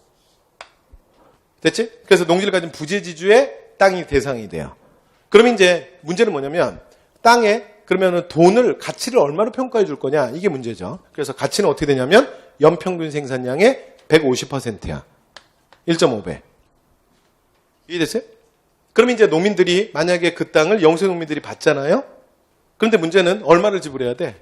그 땅의 연평균 최근 20년간 연평균 생산량의 얼마? 150%. 그런데 문제는 내가 지금 당장 돈이 없잖아? 그러면 어떡하냐면 이걸 5년 그래서 분할 상환으로 하는 거야. 그러면 5년 분할 상환이니까 몇 퍼센트를 줘야 돼요? 150%지. 그러니까 30%씩 몇 년 동안 하는 거야? 5년간 분할 상환이야. 이렇게 되는 거야. 뭔 말인지 알겠어요? 자, 한 번만 더 할게요. 전 보세요. 나 이거 빨리 하고 문제도 풀어야 되는데. 자, 보세요. 근데 표정이 안 좋은 관계로 그림을 한 번만 그려볼게요. 자, 해볼게요. 자, 갑니다. 그러니까 이런 얘기야. 무슨 얘기냐면 기준이 3정보거든요. 그러면 3정보가 얼마냐? 몰라도 돼. 근데 그래도 궁금하다. 그러면 1정보가 3,000평이에요. 그러니까 3정보면 9,000평 정도. 오늘날 토지로 말하면 대략 9,000평 정도 되는 땅이야. 됐죠? 자, 가볼게요. 그러니까 이렇게 되는 거예요. 만약에 어떤 지주가 땅을 가지고 있잖아요. 그럼 이 사람이 땅을 갖고 있는데 이제 이 사람이 대토지 소유자야. 그런데 만약에 기준이 뭐가 된다고요? 3정보. 그러니까 여기서 3정보를 계산해 주는 거야. 9,000평. 그러면 9,000평 정도는 뭐 혼자 땅을 지을 수 있는 뭐 계속 가지고 있어도 된다는 거죠. 어떻게 땅을 다 빼서. 그래서 여기 9,000평 3정보는 인정을 해주는 거야. 여기까지 이해되세요? 누가 갖고 있는 이 지주가 갖고 있는 땅 중에. 이해됐죠? 그런데 3정보가 초과되는 땅이 있죠. 3정보가 초과되는 땅. 3정보가 초과되는 땅은 그러면 어떻게 하느냐? 어떻게 하냐면 이건 정부가 매입을 하겠다야. 그러니까 이승만도 보세요. 얼마나 김일성처럼 하고 싶었겠어. 여러분 제가 다음에 현대사 수업하게 되면 북한의 토지개혁을 한번 얘기할 타이밍이 오면 제가 한번 말씀드릴게요. 여러분의 그 소련이 북한에서 김일성을 어떻게 정말 그 위대한 아바이 수령을 만들었는지 알아? 바로 이 토지 문제로 한 방에 해결한 거야. 역사적으로 누구도 해결하지 못했던 문제를 김일성이 한 거지. 그걸 어떻게 한 거야? 무상몰수? 무상분배야. 진짜 화끈하게 한 거지. 그렇죠? 그냥 다 뺏었어. 이해됐죠? 그냥 그렇게 끝낸 거야. 저는 보세요. 이승만도 얼마나 하고 싶겠냐고. 내가 거의 정말 이 역사상 얼마나 위대한 사람이 될 수 있어. 그죠? 그런데 북한의 토지 몰수는 뒤에 가서 말씀드리겠지만 잘 봐요. 이게 얼마나 북한도 장난이냐면 무상 몰수를 했지. 그러면 끝내는 거야. 왜? 지네들이 공산주의를 표방했잖아. 공산주의의 기본은 뭐냐면 생산수단의 사적 소유를 부정하는 거거든. 생산수단을 개인이 사적으로 소유하면 안 돼. 그러니까 토지는 가장 중요한 생산수단이잖아. 그러니까 그건 어떻게 해야 되는 거야? 그렇지. 모든 사람이 함께 공유해야 돼. 그러니까 공산주의잖아. 맞죠? 그런데 북한 애들 보세요. 이거 어떻게 장난질하는지 알아? 몰수를 했지. 그럼 거기서 끝내는 거야. 그런데 그 다음에 뭘 하냐면 무상으로 분배를 하는 거야. 인민들에게. 잘 봐요. 되게 기만적이지. 왜냐하면 공산주의를 표방한 이상 주고 언젠가는 뺏을 수밖에 없어. 맞잖아. 왜냐하면 생산수단을 개인적으로 주는 걸 인정할 거면 자본주의로 가야지. 무슨 말 이해되시죠? 그러니까 이건 뭐냐면 북한에서 김일성을 만드는, 그러니까 김일성을 정말 위대한 아바이 수령으로 만드는 하나의 정치적 쇼지. 그래서 실제로 어떤 일이 벌어지냐면 6.25 전쟁이 끝나고 나면 1954년부터 54년부터 61년까지 틀렸구나. 뭐 하여튼 5개년 계획을 하면서 얘네들이 뭘 하냐면 그 땅 다 뺏어요. 나중에 줬던 거 다 뺏어. 그러니까 이승만도 이거 얼마나 따라하고 싶겠어. 근데 못해. 왜 못하냐면 남한의 정부는 초기부터 뭘 표방한 거야? 자본주의를 표방했잖아. 그러니까 북한처럼 못하는 거지. 그래서 방법을 생각한 게 뭐냐면 그러면 이 땅을 어떻게 하냐? 정부가 유상으로 매입을 하는 거야. 그래서 생각하는 방법이죠. 사면 돼, 사면. 됐죠? 그런데 또 하나의 문제가 있어. 좀 이따 말씀드리겠지만 정부가 돈이 없어. 됐죠? 사면 좋은데 돈이 없어. 그래서 이 문제는 어떻게 하는지 해결하는지 잠시 후에 또 말씀드릴게요. 이거 매입했지? 그리고 나면 농민들 중에 농사 지을 땅이 필요한 사람들이 있거든요. 그럼 이 사람들한테 어떻게 하느냐? 이번에는 유상으로 분배를 하는 거야. 무슨 말인지 이해되세요? 무슨 말인지 되신 거죠? 자, 한 번만 더. 그러니까 그 3정부 이상 여기를 초과하는 부재지주의 땅들을 정부가 유상으로 매입을 해요. 자, 칠판 맞니? 자, 어쨌든 간에 혼잣말이었어요. 자, 그래서 유상으로 매입을 해요. 그런 다음에 어떻게 하냐면 농민한테 유상으로 파는 거야. 분배를 하는 거지. 됐죠? 근데 여기서 문제가 생겨. 그럼 이 농민들은 돈이 있냐? 없거든. 그래서 이 돈을 정부가 받을 때, 잘 봐요. 토지를 넘겼지? 그러면 토지에 대한 대가로 뭘 받아야 돼? 농민한테 돈을 받아야 될 거 아니야? 왜? 왜냐면 정부는 지주한테 돈을 줘야 되니까. 이해되시죠? 근데 물론 돈을 안 받고 지주한테 정부가 돈을 다 줄 수 있을 정도로 정부가 돈이 많으면 좋은데 그건 아니었거든. 이해됐죠? 그러니까 북한처럼 김일성처럼 무상 몰수를 화끈하게 쓰면 얼마나 좋아. 근데 그럴 수는 없으니까 대한민국에선. 여기까지 됐죠? 그래서 어떻게 하냐면 농민한테 받는 거야. 근데 받는 방식이 뭐냐면 총 이 토지의 금액을 얼마로 환산해 준다고? 좀 전에 말씀드렸죠? 연평균 생산량의 1.5배, 150%로 지가를 쳐주는 거야. 땅의 가격을. 이해됐죠? 근데 이 농민들이 바로 이 금액을 못 내니까 어떻게 하냐면 어떻게 한다고요? 5년 분할 상환으로 가는 거야. 그러니까 5년 분할 상환이니까 어떻게 돼요? 매년 30%씩 몇 년을 받으면 돼? 5년을 받으면 되지. 이해됐어요? 이해됐어요? 이렇게 되는 거야. 됐죠? 자, 근데 그 다음에 또 문제가 하나 생겼어. 그 다음 문제는 뭐냐면 이거야. 자, 정부가 자, 지주한테 뭘 줘야 돼요? 그러니까 땅에 대한 대가를 줘야 되잖아. 맞죠? 근데 정부가 돈이 없잖아. 돈은 언제 들어와? 매년 30%씩만 들어오죠. 그래서 지주한테는 뭘 줬냐면 지가증권이라는 걸 주는 거야. 지가증권 또는 지가채권이라 그래요. 됐죠? 그리고 이 지가증권은 5년 만기야. 5년 만기. 5년 있다 주겠다는 거야. 금액은. 이해됐죠? 왜냐면 정부가 돈이 없다 보니까 방식을 이렇게밖에 못했던 거야. 이걸 뭐라 그런다? 남한에서 이승만 정부의 토지개혁, 농지개혁이라고 하는 거예요. 여기까지 되셨죠? 자, 갑니다. 그러니까 보통 우리가 토지개혁이라고 말하는데 아주 정확하게 말하면 농지개혁이라는 표현이 사실 맞기는 해. 왜 그러냐면 뭐가 제외됐다고? 산림과 임야가 제외됐으니까. 이해됐죠? 자, 그 문제 들어갑니다. 자, 이제 결과 갈게요. 자, 소작제는 폐지되고요. 자영농 육성 개의가 되고 그 다음에 남한 공사나 방지의 기회. 여러분 만약에 있잖아. 이 토지개혁이 실제로 언제 이루어지냐면 이게 진짜 생각만 해도 끔찍하지. 그래서 1950년 이게 3월이거든. 이거 버티다가 이승만이 왜 3월에 하는지 알아? 이게 뒤에 가서 제가 현대사편에 가서 할게요. 다음 시간부터 우리 10하고 이승만 시즌2 현대사로 갈 거거든. 그때 다시 할게요. 50년, 그러니까 50년 5월이 2대 총선이야. 2대 총선. 느낌 오죠? 그래서 총선 때가 되면 또 이게 국회의원들 정치인들이 뭐야? 국민에 대한 관심이 급 많아지죠? 그래서 그러니까 뭐 등 같은 데서 이렇게 막 날개도 나오고 막 그러잖아. 그죠? 머리에 원도 생기고. 맞죠? 그런 다음에 어디로 가? 어디로 가긴 시장 가지. 그죠? 시장 가서 뭐 하는 거예요? 악수하죠? 악수하지. 손을 너무 세게 잡는 사람들이 있어. 자, 근데 어쨌든 간에. 자, 그래서 이제 총선이 다가왔는데 야당 의원들이 다 이걸 공약으로 내는 거야. 그러니까 이승만이 사실은 이 공을 글로 넘길 수는 없죠. 그래서 5월에 전격적으로 토지개혁을 시행해요. 됐죠? 근데 잘 봐. 그러고 나면 무슨 일이 터져? 6월에 동족상잔의 비극 바로 6.25야. 이래? 근데 6.25 때 정말 낙동강 쪽을 딱 제외하고서는 싹 다 북한 인민군들이 내려오잖아. 그럼 만약에 북한 인민군들이 내려와서 이들이 북한에서 했던 것처럼 무상몰수 무상분배 방식으로 토지개혁을 했잖아요. 그러면 여러분 6.25 때 이 땅을 지키기 위해서 싸우려고 나갈 사람이 없었을 거야. 이해돼? 그러면 이 땅이 어떻게 됐어? 빨갛게 됐을 거야. 그럼 우리 다 뭐 된 거야? 조선민주주의인민공화국 된 거야. 갔나 이 새끼 바보들아!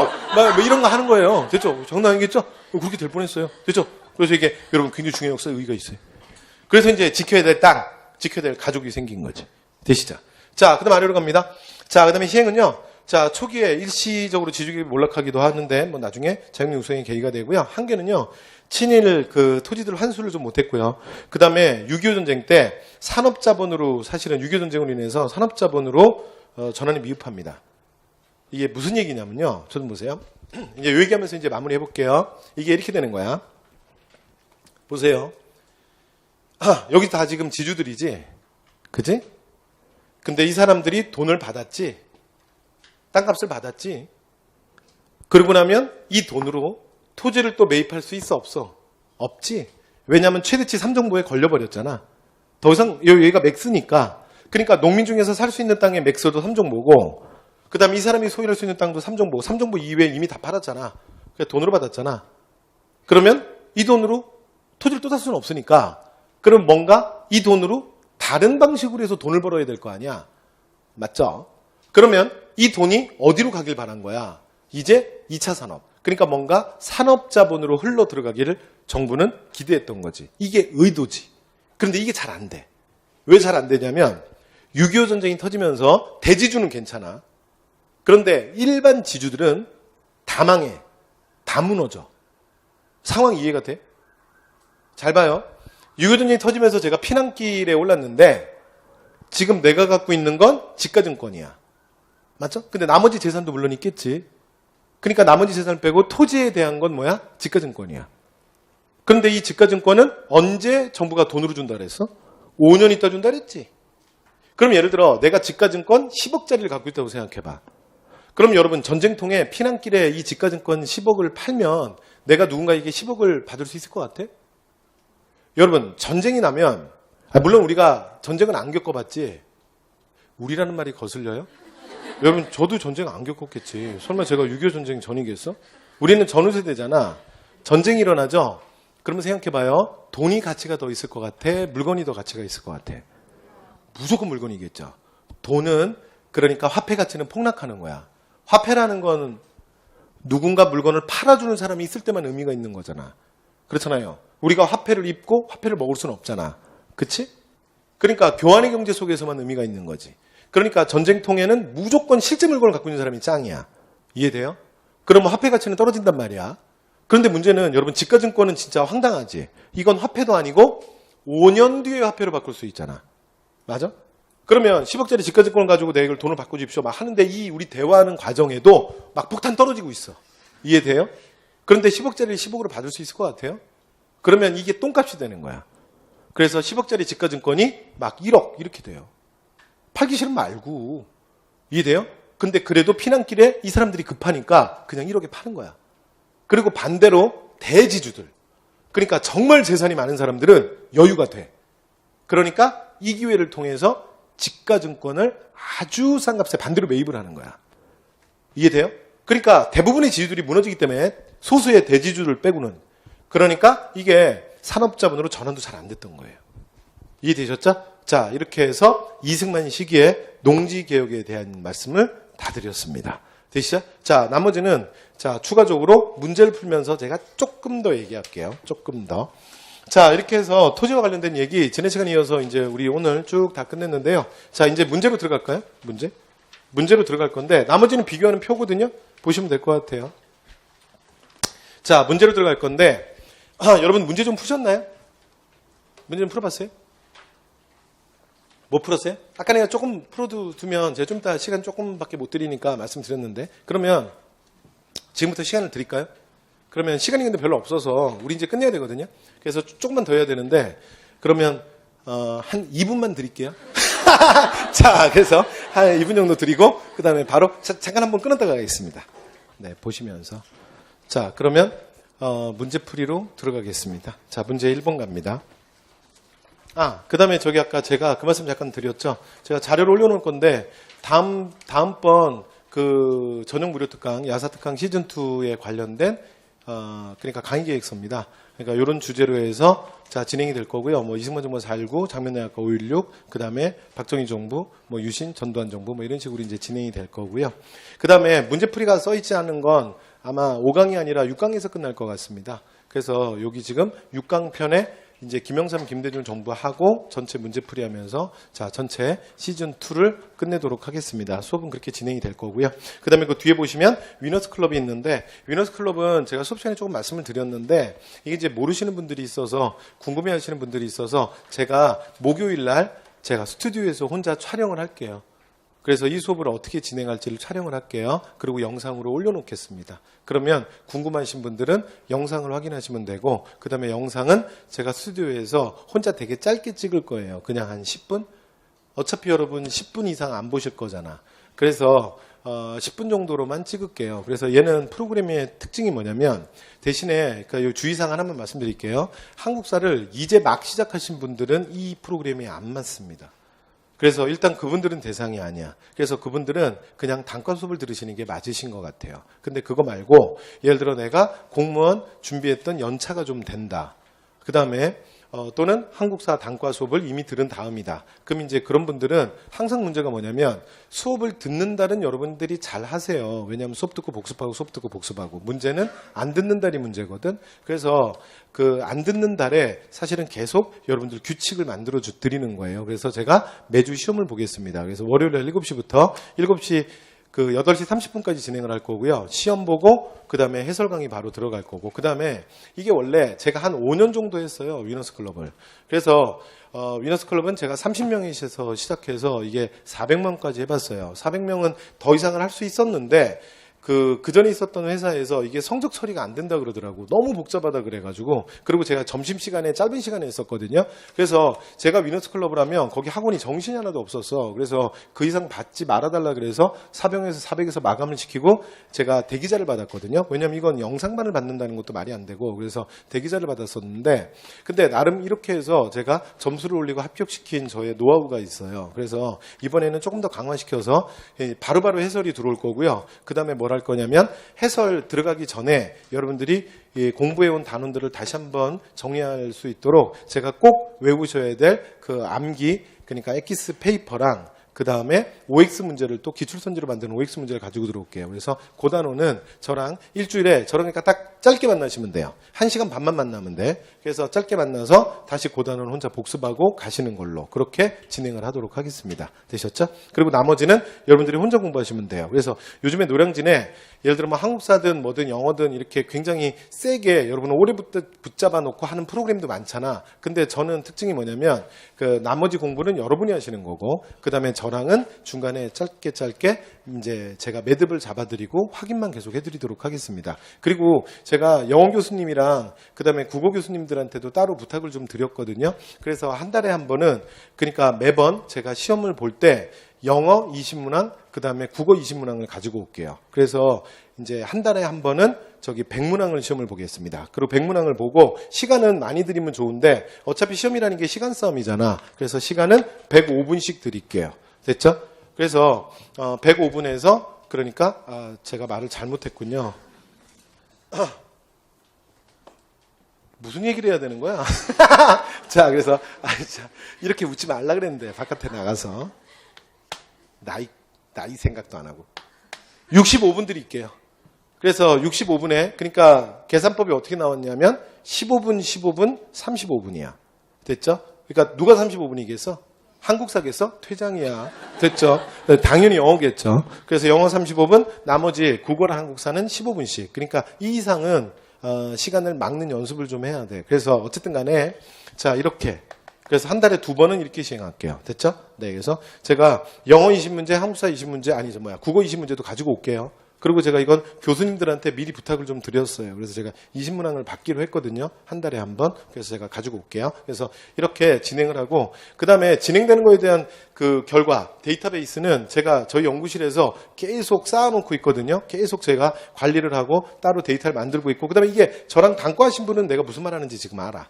그래서 제가 뭐 상담하거나 뭐거나 늘 제 점수를 누적시키고 저희 연구실에서 따로 관리를 하잖아요. 그래서 나중에 여러분 이제 9월, 10월에 위너스 클럽 시즌 1이 들어가는데 11월, 12월에 시즌 2 이렇게 계속 들어갈 거거든요. 그래서 누적되는 결과를 제가 보면서 여러분들 공부가 어떻게 진행되는지 좀 옆에서 객관적으로 좀 봐드리도록 하겠습니다. 자, 그러면 문제 1번으로 들어갈게요. 자, 나머지 구체적 사항은 제가 찍어서 올려놓겠습니다. 되셨죠? 그러면 됐죠? 끝. 자, 문제 1번 갑니다.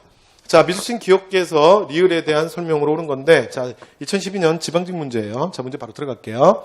자, 문망상년의 시급, 관료전, 노급, 정전. 됐죠? 별로 안 어렵지? 자, 단어로 문제 바로 들어갈게요. 자, 시급. 자, 그래서 조세를 수취하고 노동력을 증발할 권리를 부여받았다. 어때요? 당신이지. 됐죠? 그래서 이거 맞는 거 고르는 건데? 그럼 맞았는데, 일단. 자, 두 번째 가볼까요? 자, 두 번째. 자, 니은 하급 관료나, 여러분 나중에 뒤에 가서 제가 그 문제풀이나 이런 데 가면 문제 푸는 스킬은 뒤에 가서 많이 얘기할 건데, 여러분 잘 봐요. 아무리 답이 나왔다고 해도, 답 나왔다고 해서 밑에 선지 안 읽고 그 다음 문제로 가지, 큰일 나는 거야. 그러니까 시간을 줄이는 건 절대 이렇게 줄이는 게 아니야. 이거는요, 시간을 줄이는 게 아니고요. 제 말 잘 들으셔야 돼. 시간을 줄이는 게 아니고 문제를 막 푸는 거야. 이해됐죠? 답이 나와도 문제 푸는데 원칙은 무조건 선지는 끝까지 간다야. 시간은 어디서 줄이는 거냐면 사료에서 줄이는 거야. 어디서는 시간을 함부로 줄이시면 안 되냐면 선지에서는 시간을 함부로 줄이면 안 돼. 왜냐면 문제의 모든 장난은, 모든 함정은 선지에 있는 거야. 이해됐어요? 사료는 함정을 만들 수 없어. 이해돼요? 시간은 뭘로 줄이는 거냐면 사료로 줄이는 거고, 왜냐면 너무 이제 여러분들이 사료를 많이 보면 사료를 보는 순간 바로 답이야. 그러니까 밑에를 읽을 필요가 없는 거지. 그러니까 보고 선지로 가면 되잖아. 그러니까 이걸로 시간을 줄이는 거고, 두 번째. 선지에 각각 OX 있죠? 선지에 대한 판단 시간이 빨라지는 거야. 왜냐면 공부가 명확하지 않으면 이 선지를 보면서 계속 왔다리 갔다리 한다고, 오락가락 한다고. 그러면 시간이 가는 거야. 째깍. 이해됐죠? 그러니까 시간은 사료로 줄이고 선지의 판단 시간을 줄이는 거야. 이해됐죠? 오케이. 문제 들어갑니다. 자, 2번이에요. 자, 그 다음에 관료전이에요. 하급 관료나, 자, 군인들의 유가정. 이건 뭐였어요? 이건 전시과상에서 뭐라고요? 그렇지. 구분전이잖아. 구분전. 됐죠? 자, 그래서 틀렸네요. 자, 그 다음에 D급 갑니다. 자, 전쟁에서 큰 공을 세운 사람들에게 공로의 대가로 지불했다. 그러면 뭐야? 이건 뭐예요? 노급이 아니라 시급인데? 틀렸잖아요. 자, 그래서 시급이네요. 자, 그 다음 갑니다. 자, 4번이에요. 자, 왕권이 약화되는 배경이 되었다. 뭐가? 정전이? 말도 안 되지. 왕권 강화죠. 그죠? 오케이. 틀렸습니다. 되셨죠? 자, 약화가 틀렸지. 자, 그래서 정답 1번이었습니다. 2번 갑니다. 자, 그림에서 기억 리을에 대한 시대별 해석을 할 때 적절하지 않은 것 했는데, 자, 가볼게요. 자, 일단 기억은 뭐냐면 국가가 관리 가백에 어떻게 하느냐야. 되셨죠? 그러니까 지금 이 땅은 보세요. 앞에서 우리가 그렸던 그림이랑 비슷하지.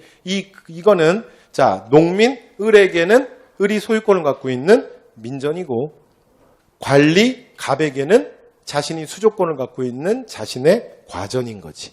이해됐죠? 그래서 여러분 그림을 보시면 뭐라고 돼 있어? 민전, 과전 이렇게 돼 있잖아. 되신 거지. 자, 들어갑니다. 자, 문제 1번 갈게요. 문제 1번. 자, 첫 번째 세조 때. 자, 세조 때는요. 왜 이래 너?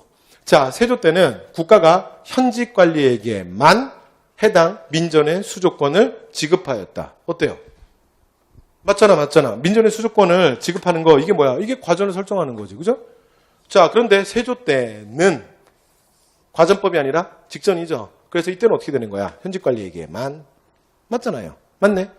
자, 그 다음에 2번 갑니다. 자, 성덕왕 때 해당 지역을 노급으로 부여받은 관리 갑은 농민 을에, 그러니까 지금 이건 시대가 신라라고 봐야 돼. 신라 성덕왕. 자, 농민 을에 노동력을 합법적으로 취할 수 있었다. 이거 어떻게 돼요? 틀렸지. 왜요? 아니, 이게 노급이면 가능하잖아요? 안 되지. 왜 안 되지? 성덕왕 때는 뭐가 없으니까. 노급이 없잖아. 그러니까 노급을 누가 없애는데? 그렇지. 신문왕 때 없애잖아요. 그러니까 노급은 신문왕 때 없어져서 언제 다시 부활하는 거야? 그렇지. 성덕왕 다음인 경덕왕 때 다시 부활하잖아. 맞아요? 그러니까 성덕왕 때는 뭐가 없어? 노급이라는 게 없지. 그러니까 이렇게 못하지. 이해되셨죠? 그래서 뭐가 틀렸어요? 자, 틀렸네요. 성덕왕 때는 안 되는 거야. 자, 틀린 게 정답이니까 2번이 정답이네요. 되셨죠? 자, 3번 갑니다. 자, 조선 성종 때는요, 국가가 농민 을에 대해 요역을 동원할 때 어떻게 한다고요? 1년에 6일 이내로 제한했다. 이거 어때요? 맞아요. 됐죠? 그래서 이건 사실 토지제도는 아니고요. 조세제도인데 그냥 선제 하나로 나왔어요. 눈도장이 하나 찍고 가시죠. 그래서 성종 때는 자, 요역 동원의 기준을 뭐로 바꿔요? 토지로 바꾸죠. 그래서 어떻게 동원하는 거야? 토지 8결당 양인장정 1명이지. 됐죠? 그래서 이걸 8결작부제라고도 해요. 그죠? 자, 그 다음에 4번 갑니다. 자, 고려 경종 때는 농민병은 농민을에 민전을 매입할 수 있었다. 여러분, 농민들끼리 토지를 사고 팔고 할 수 있어요? 민전을? 사고 팔고 할 수 있어? 있다 그랬잖아. 민전은 매매, 대여, 증여 이것이 모두 다 가능하다 그랬죠. 맞아요? 맞네요. 자, 그러니까 틀린 거 뭐밖에 없어요? 2번이었습니다. 자, 3번 갑니다. 자, 가에서 다 전시과에 대한 건데, 자, 문제 들어갈게요. 자, 여러분 이거 바로 작년 거야. 바로 작년 거야. 됐죠? 지방지 9급 갑니다. 자, 가번 보세요. 가번 뭐야? 가번 보니까 뭐야? 예, 숫자가 제일 많지? 여러분, 무조건 시정이라고 보면 안 돼, 문제에선. 왜냐면 우리가 표에서는 그렇지만 이렇게 나오는 경우에 거꾸로 뒤집어도 되잖아. 이해됐죠? 그래서 수치를 봐야 돼. 숫자가 제일 많고 제일 적죠? 그러니까 맨 위에가 뭐야? 시정이고 그 다음이 개정이고 가장 작은 게 뭐겠어요? 경정이겠지. 되신 거지? 자, 문제 들어갑니다. 자, 관품과 함께 가네요. 가가 뭔데? 시정전시가. 자, 시정전시가인데 관품과 함께 인품도 고려되었다. 어때요? 당신이죠. 그래서 관품과 인품이 함께 고려되는 거잖아. 맞죠? 자, 그러니까 가는 맞는 말이네요. 자, 그럼 두 번째 니은. 자, 니은이 뭐라고요? 계정전시가죠. 그런데 계정전시가에서 뭐가 소멸했다고요? 한해가가 아닌데. 여러분 한해가의 소멸은 언제야? 네, 문종 30년 경정전시가야. 됐죠? 틀렸어. 그죠? 자, 그 다음에 디귿 갑니다. 자, 승인과 풍수지리업자는 승인이 누구야? 이거 앞에서도 얘기했던 것 같은데. 됐죠? 승인이 누구라고요? 승려. 되셨죠? 근데 문제 푸는데 실제로 어떤 분이 와서 나한테 그러더라고. 승인이라서 자기가 한참 고민했대. 됐죠? 그러시면 안 돼. 자, 그래서 승인이 뭐라고요? 승려야. 자, 그래서 승려와 풍수지리업자한테 주는 뭐가요? 별사전이 지급됐대. 자, 어디서? 경정지가에서. 맞아요? 맞지. 별사전, 공음전, 무산계전시 이런 것들은 어디서 지정되는 거야? 경정전시가에서 지정되는 거야. 맞아요? 군인전은 계정전시가. 여기까지 되세요? 자, 그래서 어때요? 맞는 말이다. 맞는 말이야. 됐죠? 그래서 디귿 맞아요. 자, 그 다음 이제 리을 갈게요. 자, 리을은 가에서 다는 뭐라고요? 경기 8년에 한해서 지급돼요? 아닌데. 여러분 전시과상에서 과전의 지급은 뭐라고 했어요? 전시과상에서 과전의 지급은 전국 토지야. 전국. 되세요? 그러면 고려의 토지제도 중에 경기 8년에 수조권을 지급한 토지제도가 있어요? 있지. 그건 이름이 뭐죠? 녹과전이죠. 녹과전. 그 녹과전은 어떤 역사적 의의가 있다고요? 과전법에 영향을 준다. 됐죠? 끝. 자, 그래서 자, 정답 어떻게 돼요? 기억과 디귿을 고르시면 될 것 같습니다. 자, 몇 번이에요? 2번이죠? 오케이. 자, 그다음 문제 4번 갈게요. 자, 4번. 이거 올해 거네요. 올해 거지? 따끈따끈하네. 자, 전시과의 변천 과정이야. 전시과. 자, 그런데 지금 가에 들어갈 거래요. 가에 들어갈 거래. 문종 30년 가는 뭐야? 경정전시가죠? 경정전시까지. 그래서 가는 뭐야? 경정전시가야. 자, 문제 들어갑니다. 자, 4번. 틀렸죠? 자, 뭐예요? 시정전시까지. 자, 그 다음 산지기 전지의 지급 대상에서 배제되었다. 여러분 보세요. 그러니까 제가 수업 시간에 제도사에서도 앞에서 말씀드렸잖아요. 이런 단어들이 계속 나온다니까. 산지기 뭐라 그랬어? 그러니까 그렇죠. 현재 대기발령으로 빠져있는 사람들. 그래서 고려는 직상간제라 그랬잖아. 그래서 불러서 업무를 시켰다가 바깥으로 뺐다가 이 짓을 계속한다 그랬지. 그리고 상관의 넓은 의미에는 전직, 시사까지도 포함되는 거야. 되셨죠? 그래서 고려는 직상간제라 그랬잖아. 그러니까 산직이 전시의 지급 대상에서 배제되었다. 뭐가요? 경정전시가 때 어때요? 맞잖아. 그죠? 맞지? 오케이. 자, 그래서 자, 니은. 자, 1번 이제 기억 이제 니은은 맞고요. 자, 디귿 갑니다. 자, 등급별 전시의 지급액 수가 전보다 감소했대요. 어때요? 무조건 맞는 말이야. 그러니까 전시가는 바뀔 때마다 지급액 수가 어떻게 된다고요? 무조건 줄어드는 거야. 근데 누가 더 큰 폭으로 줄어? 시지. 누가 더 큰 폭으로 줄어? 하급관리. 되셨죠? 그러니까 디귿은 맞는 말이죠. 자, 리을 볼까요? 자, 무방과 일반 군인에 대한 대우가 전반적으로 향상되었다. 맞죠. 그러니까 문관이 우대됐던 건 언제냐면 개정전시가야. 여기서 문관이 우대되거든요.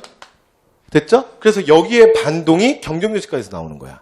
그러니까 이게 차별이 좀 심화되니까 여기서는 반대로 또 무관이 이전보다 향상돼서 뭐 문간이랑 또 비슷해지는 거야. 여기까지 됐죠? 오케이. 자, 그래서 리을도 맞습니다. 자, 정답은 니은, 디귿, 리을을 고르시면 되니까 4번이네요. 되셨죠? 자, 그 다음 갑니다. 5번이에요. 자, 이거 좀 예전 문제인데 그냥 가볍게 한번 보고 가시죠. 자, 고려시대 공무원인데요. 8급 공무원이래요. 8급 공무원. 8급 갑이야. 그런데 이 사람이 사망을 했어. 그럼 이 경우에 아내 을이 예를 들어 국가로부터 지급받을 수 있게 되는 토지는 뭐냐. 자, 이렇게 물어본 거야. 자, 문제 들어갈게요. 자, 전시과도 받고 구분전도 받는다. 좋겠죠? 근데 이렇게 안 줘요. 되셨죠? 이렇게 안 줘. 그 다음에 전시과도 받고 한의조. 한의조 무슨 상관이야? 한의조 뭐였더라? 유품이하의 관리의 자제가 한가해. 그래서 아버지가 했던 직역을 이어받아. 그러면 뭘 세습시켜줘? 토지를 세습시켜줘. 기억나세요? 오케이. 자, 그 다음 밑에 내려옵니다. 자, 전시과를 반납하고 구분전을 지급받는다. 얘가 정답이에요. 됐죠? 이렇게 되는 거예요. 자, 그래서 정답 3번이고요. 자, 6번 갑니다. 자, 6번은 과정법 그 변화에 대한 건데 이거 바로 작년 문제죠. 됐죠? 자, 갑니다. 자, 수신전과 휴량전은 죽은 관료들의 가족에게 지급되었다. 어때요? 문자로 맞잖아. 동신이지. 자, 그 다음에 공음조는 허무하죠? 여기서 답이 나왔어요. 됐죠? 그러니까 공음전이 과정법에 왜 나와? 그 문제가 좀 귀염둥이죠? 그래서 정답 몇 번이야? 2번 끝이지? 그런데 여러분 잘 보세요. 조금만 더 해볼게요. 자, 선지 3번. 지금 얘 때문에 문제가 너무 그냥 쉬운 문제가 됐어. 됐죠? 그냥 귀염둥이가 됐어. 이게 전국에서 이거 몇 명이나 틀렸겠어요? 그죠? 자, 3번. 세조때 직전법을 바꿔서 현직관리에게만 무조건 맞는 말이고. 그 다음 4번 한 번 더 볼게요. 성종 때 관수관급제를 실시해서 잘 보세요. 뭐라고요? 전주에 직접 수조를 지양했다고. 무슨 뜻이야? 전주가 여러분 잘 봐. 지향이 아니지. 지양이야. 그러니까 전주가 직접 수조를 못하게 했다는 얘기죠. 뭐가? 관수관급이. 그럼 맞는 말이야 틀린 말이야? 당연히 맞죠. 이해됐죠? 근데 잘 보세요. 얘는 답이 너무 명확하니까 문제가 귀염둥이가 된 거야. 그런데 그러니까 앞에서도 얘기했지만 전주 정객이 뭔지도 잘 몰라. 이런 사람들은 항상 공부 내용이 불안한 거야.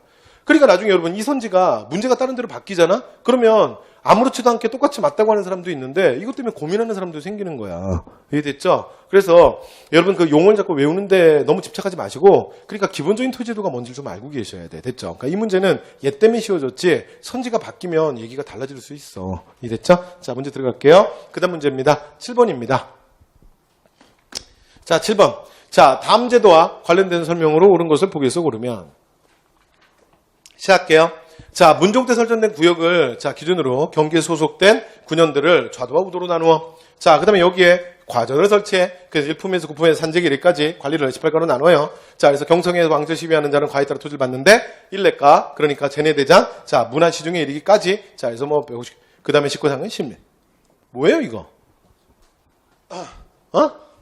다시. 이 토지제도가 뭐라고요? 그래서 제가 문제 그대로 풀어볼게요. 키워드 잡아볼게요. 문종. 자, 그 다음에 문종 때네요. 자, 그 다음에 뭐라고요? 문안시중. 그래서 문제는 뭐야? 경정연식가. 이해되셨죠? 자, 문제 풀게요. 자, 수조율은 그의 생산량이 10분의 1이다. 당신이지. 이건 늘 맞는 거지. 자, 그 다음에 관리가 관직에서 물러나면 과전을 국가에 반납한다. 맞죠? 왜? 경영식가는 현직관리만. 맞죠? 현직관리만. 그래서 기억도 맞고 니은도 맞네요. 자, 그 다음에 수조권은 과전에서 자 직접 조세를 거두지 못하도록 규제했다. 당연하죠. 이거 뭐예요? 관수관급이잖아. 틀렸네.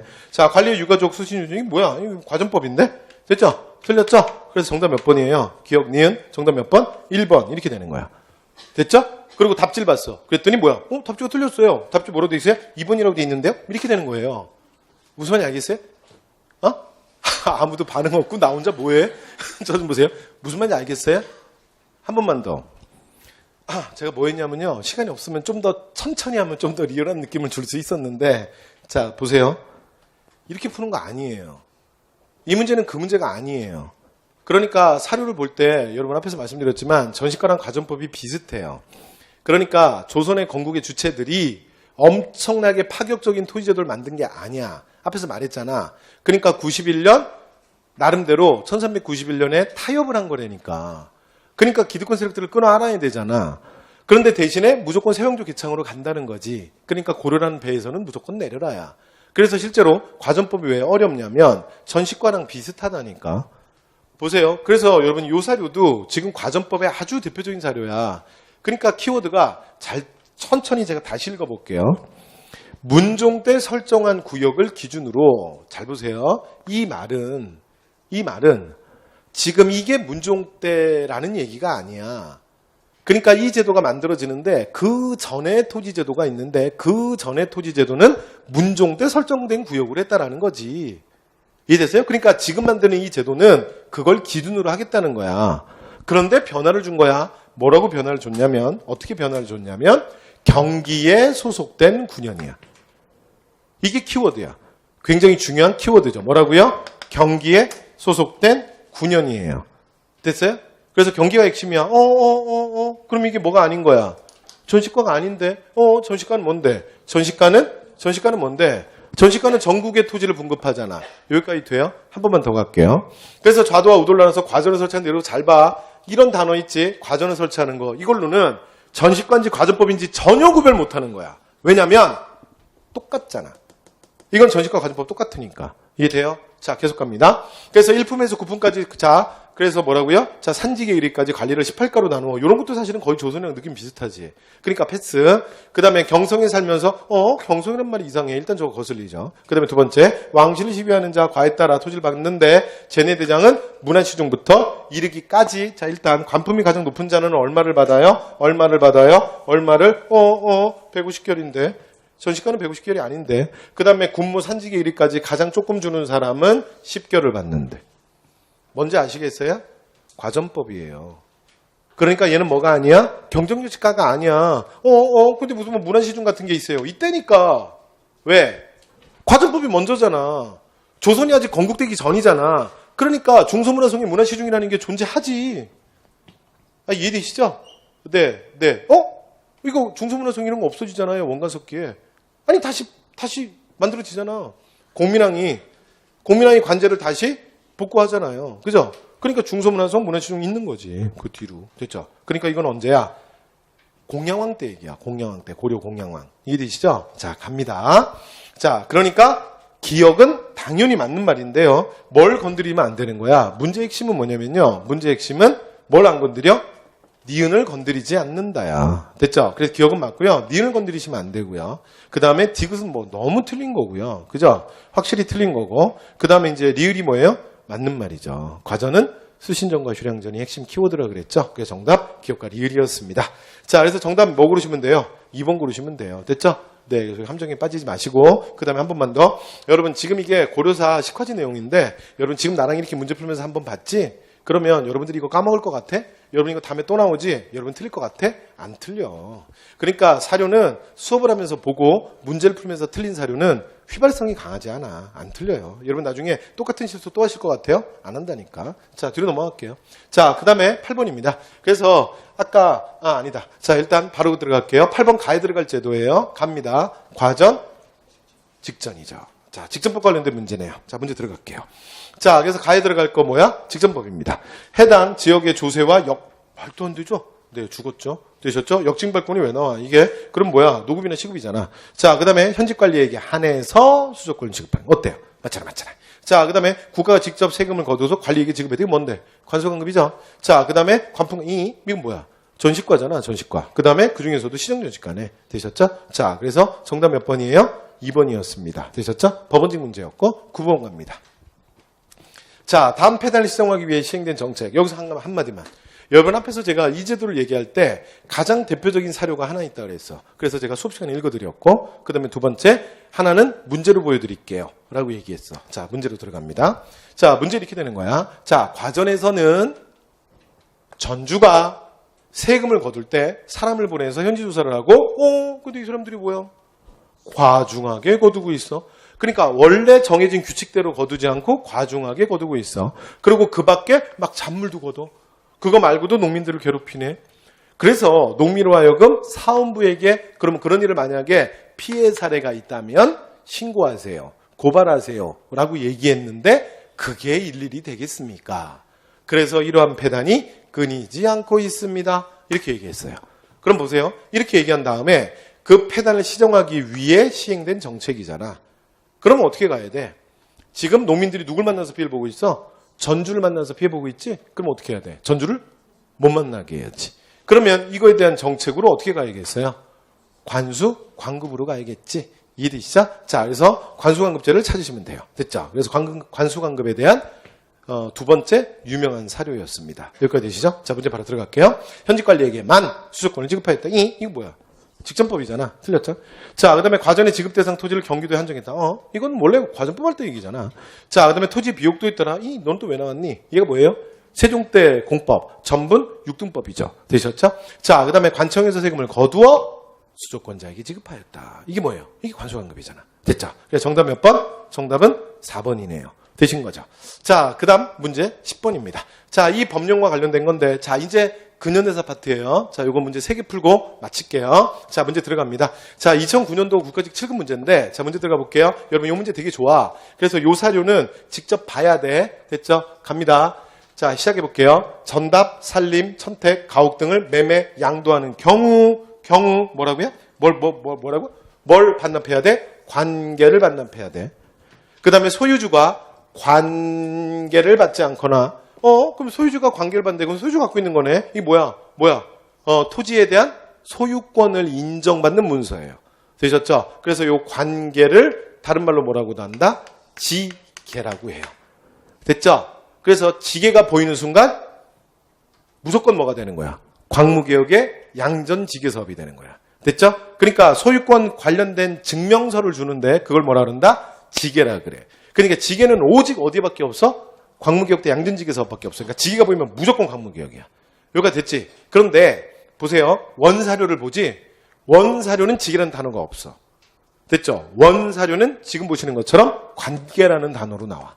됐죠? 그러니까 눈도장 찍어놔야 되고. 그 다음에 또 하나, 양전지계 사업에서 굉장히 중요한 게 뭐냐면 바로 이 항목이에요. 여러분 이번에 이걸 이제 지금까지 이걸 안 물어봤거든? 그러니까 이걸 물어볼 수도 있어. 잘 봐요. 아까 했지? 대한제국의 인민 외에는 소유주가 될 권리가 없다야. 그럼 여러분 이거 왜 하는지 알겠어? 아까 제가 양전지계 사업에서 말했죠? 그러니까 외국인들이 이 땅에 와서 우리 땅을 너무 많이 사잖아. 그러니까 광무개혁 때 어떻게 한다고요? 이걸 어떻게든 좀 막아보려고 하는 거야. 그게 지금 여기에 나오잖아. 4조에. 되셨죠? 눈도장 하나 찍으시고. 자, 문제 들어갑니다. 자, 양자문에서 직권을 발급하였다. 이렇게 되면 어떻게 되는 거야? 틀리는 거야. 됐죠? 그래서 여기 보세요. 이거 아주 디테일하게 물어봤죠? 앞에서 얘기했지? 양지하문은 토지를 양전하는 부서야. 그러면 지계, 직권을 발행하는 부서는 어디야? 지계하문이야. 그래서 틀린 거야. 이해됐죠? 자, 그래서 1번은 틀렸어요. 되셨죠? 양지하문이 아니라 지계하문이에요. 되셨죠? 자, 그 다음 갑니다. 자, 신고주의에 의한 양전을 추구하였다. 어때요?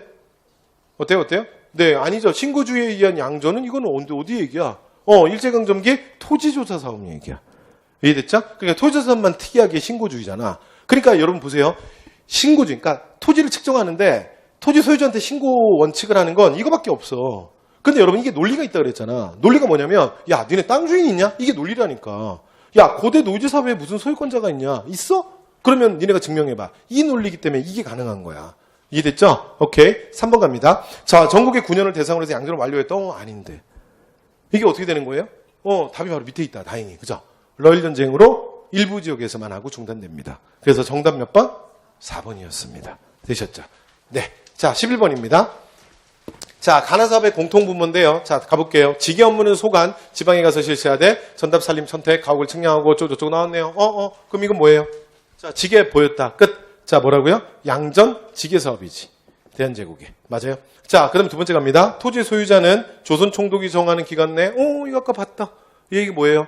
1912년 토지조사령. 되셨죠? 그러면 일제 뭐예요? 나는 토지 조사 사업이네. 자, 문제 풉니다. 자, 들어갈게요. 자, 문제는 뭐냐면 둘의 공통분모예요. 재정 확보에 기여했다. 어때요? 무조건 맞는 거야. 여러분, 국가의 재정 수입의 가장 기본은 뭐라고요? 앞에서도 했는데 지세와 인세야. 그러면 토지조사, 양전은 항상 뭐랑 관계가 있는 거야? 지세 확보지. 그러니까 무조건 재정 확보되는 거야. 이건 언제나 맞는 말이야. 자, 두 번째 갑니다. 근대적 토지 소유권의 확립. 여러분 잘 보세요. 여기서 하나. 제가 이 문제를 보여드리는 이유야. 이게 벌써 지금 2번 나왔거든? 그런데 다른 건 됐어. 다른 건 됐는데 문제가 뭐냐면 토지조사 사업을 얘기할 때 여러분 이 단어가 거슬려요. 거슬린다고.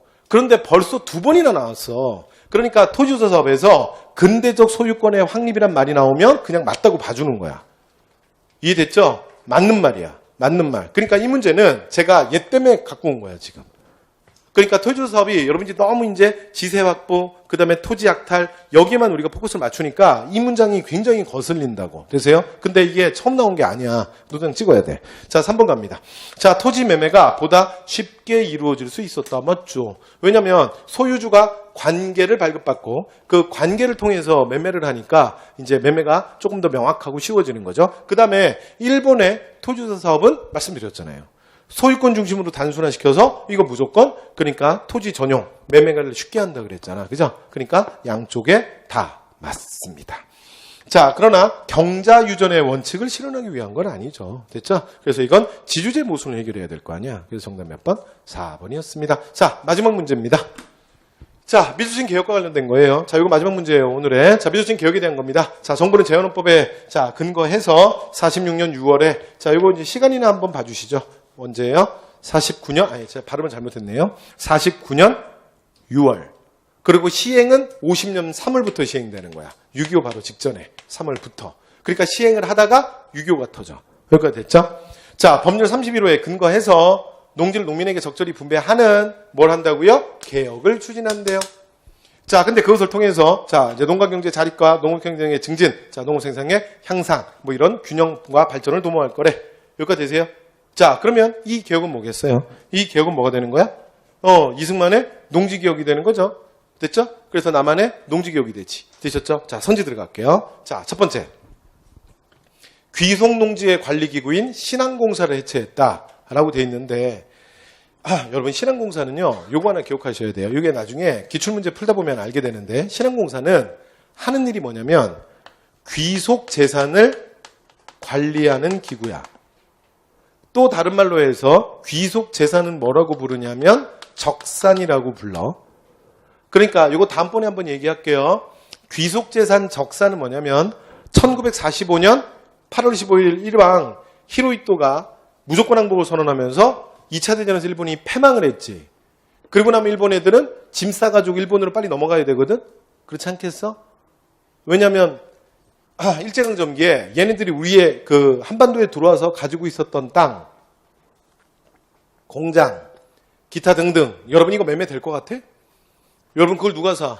매매 될 것 같아? 그걸 어디 가서 파니? 빨리 가야지. 이해돼요? 여러분 45년 8월 15일 이 땅의 광복은 정말 도적처럼 임한다고. 그래서 광복이 되는 순간 일본 정부가 한반도를 바라보면서 가장 불안했던 건 뭐냐면 일본 민간인들의 안전이야. 그렇지 않겠어? 일본이 패망했으니까 군경은 괜찮아. 일본 군인과 경찰은 무장을 하고 있잖아. 누가 무장을 하고 있는 사람한테 막 덤벼. 그런데 일본 민간인은 무차별 테러의 대상이 될 수 있겠죠? 아니야? 예를 들어 제가 만약 오늘이 45년 8월 15일이야. 근데 제가 옆에 2층짜리 일본의 문화주택이 있어요. 그럼 이제 그 막 2층 가옥 막 이렇게 유리창 막 이렇게 했는데 제가 돌멩이 막 들고 나가서 이막 쭈뿌리 가라! 하면서 막 유리창 던져서 막 돌 던져서 유리창 맞게. 그럼 여러분들이 나와서 뭐라 그러겠어요? 그때 일본 저 무슨 말로 아시죠? 이성적으로 얘기하시죠? 여러분 그럴 것 같아요? 여러분도 따라서 돌 던지겠지? 제가 무슨 말 하는지 아시겠어요? 그럼 일본이 바깥으로 나오면 어떻게 될 것 같아? 45년 8월 15일 광복 이후에 이 땅에서 일본 민간인 하나가 죽는다고 해서 그걸 누가 조사할 거야? 예를 들어 그걸 누가 뭐라 그러겠어? 이해돼요? 그런데 어떻게 일본 애들이 땅을 팔러 다녀요? 이해되죠? 그래서 일본 애들은 그냥 그대로 남겨놓고 가는 거야. 당연히 남겨놓고 가야지. 원래 지낼 게 아니었잖아. 그래서 전부 국가에 귀속된 재산이야. 또 똑같은 말로 일본 적들의 재산이야. 그걸 뭐라 그러냐면 신안공사라 그래요. 그걸 관리하는 부서를. 여기까지 되세요? 여기까지 되세요? 그래서 이게 이제 적산과 관련된 거야. 귀속재산. 그래서 지금까지 토지개혁 문제는요. 항상 문제가 뭐가 나왔냐면 그러니까 이제 나오는 문제 패턴이 정해져 있거든요. 아까 이거 기억나요? 산림과 그 다음에 하천을 제외한이야? 포함한이야?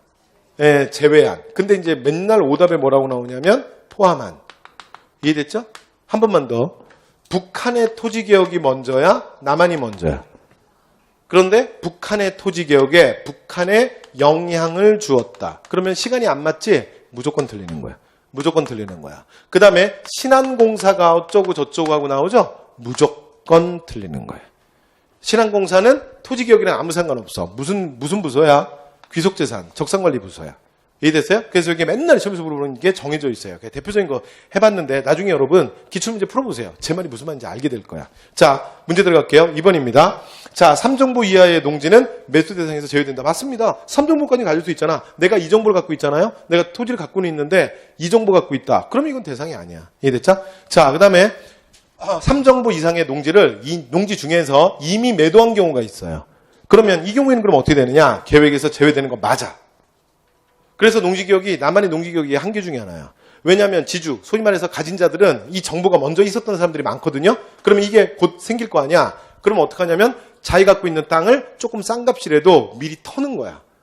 이해됐죠? 왜냐하면 좀 이따가 만약에 농지개혁이 진행돼 버리면 그럼 어떻게 돼? 정부로부터 받을 수 있는 게 5년 뒤에 돈 준다는 직가증권밖에 없잖아. 그러니 차라리 지금 싼 값에 터는 게 낫지. 이해됐죠? 그래서 미리 이제 매도한 경우가 많았어요. 그러나 이걸 환원시키지는 않았어. 그러니까 그대로 제외되는 거야. 그 다음에 매수된 농지에는 지주에게 연평균 수확량의 150%를 5년 분할 상환으로 나눠줬다. 어때요? 맞잖아요. 이거 했잖아요. 그죠? 자, 그래서 틀린 거. 자, 정답 몇 번이에요? 1번이었습니다. 자, 이렇게 해서 12문제, 이제 문제까지 다 풀었는데요. 오늘 문제풀이까지 이렇게 하고 그러다 보니까 시간이 조금 오바됐네요. 자, 그래서 오늘 이것으로 해서 토의제도 시즌 1을 마치도록 하겠습니다. 자, 그래서 여러분 수고 많으셨어요. 그래도 우리가 토의제도가 이렇게 쉬운 단원이 아니야. 되게 어려운 거야. 여러분 수고하셨어요? 네. 그리고 이제 다음번에 시즌2에서 뵙도록 하겠습니다. 수고하셨습니다.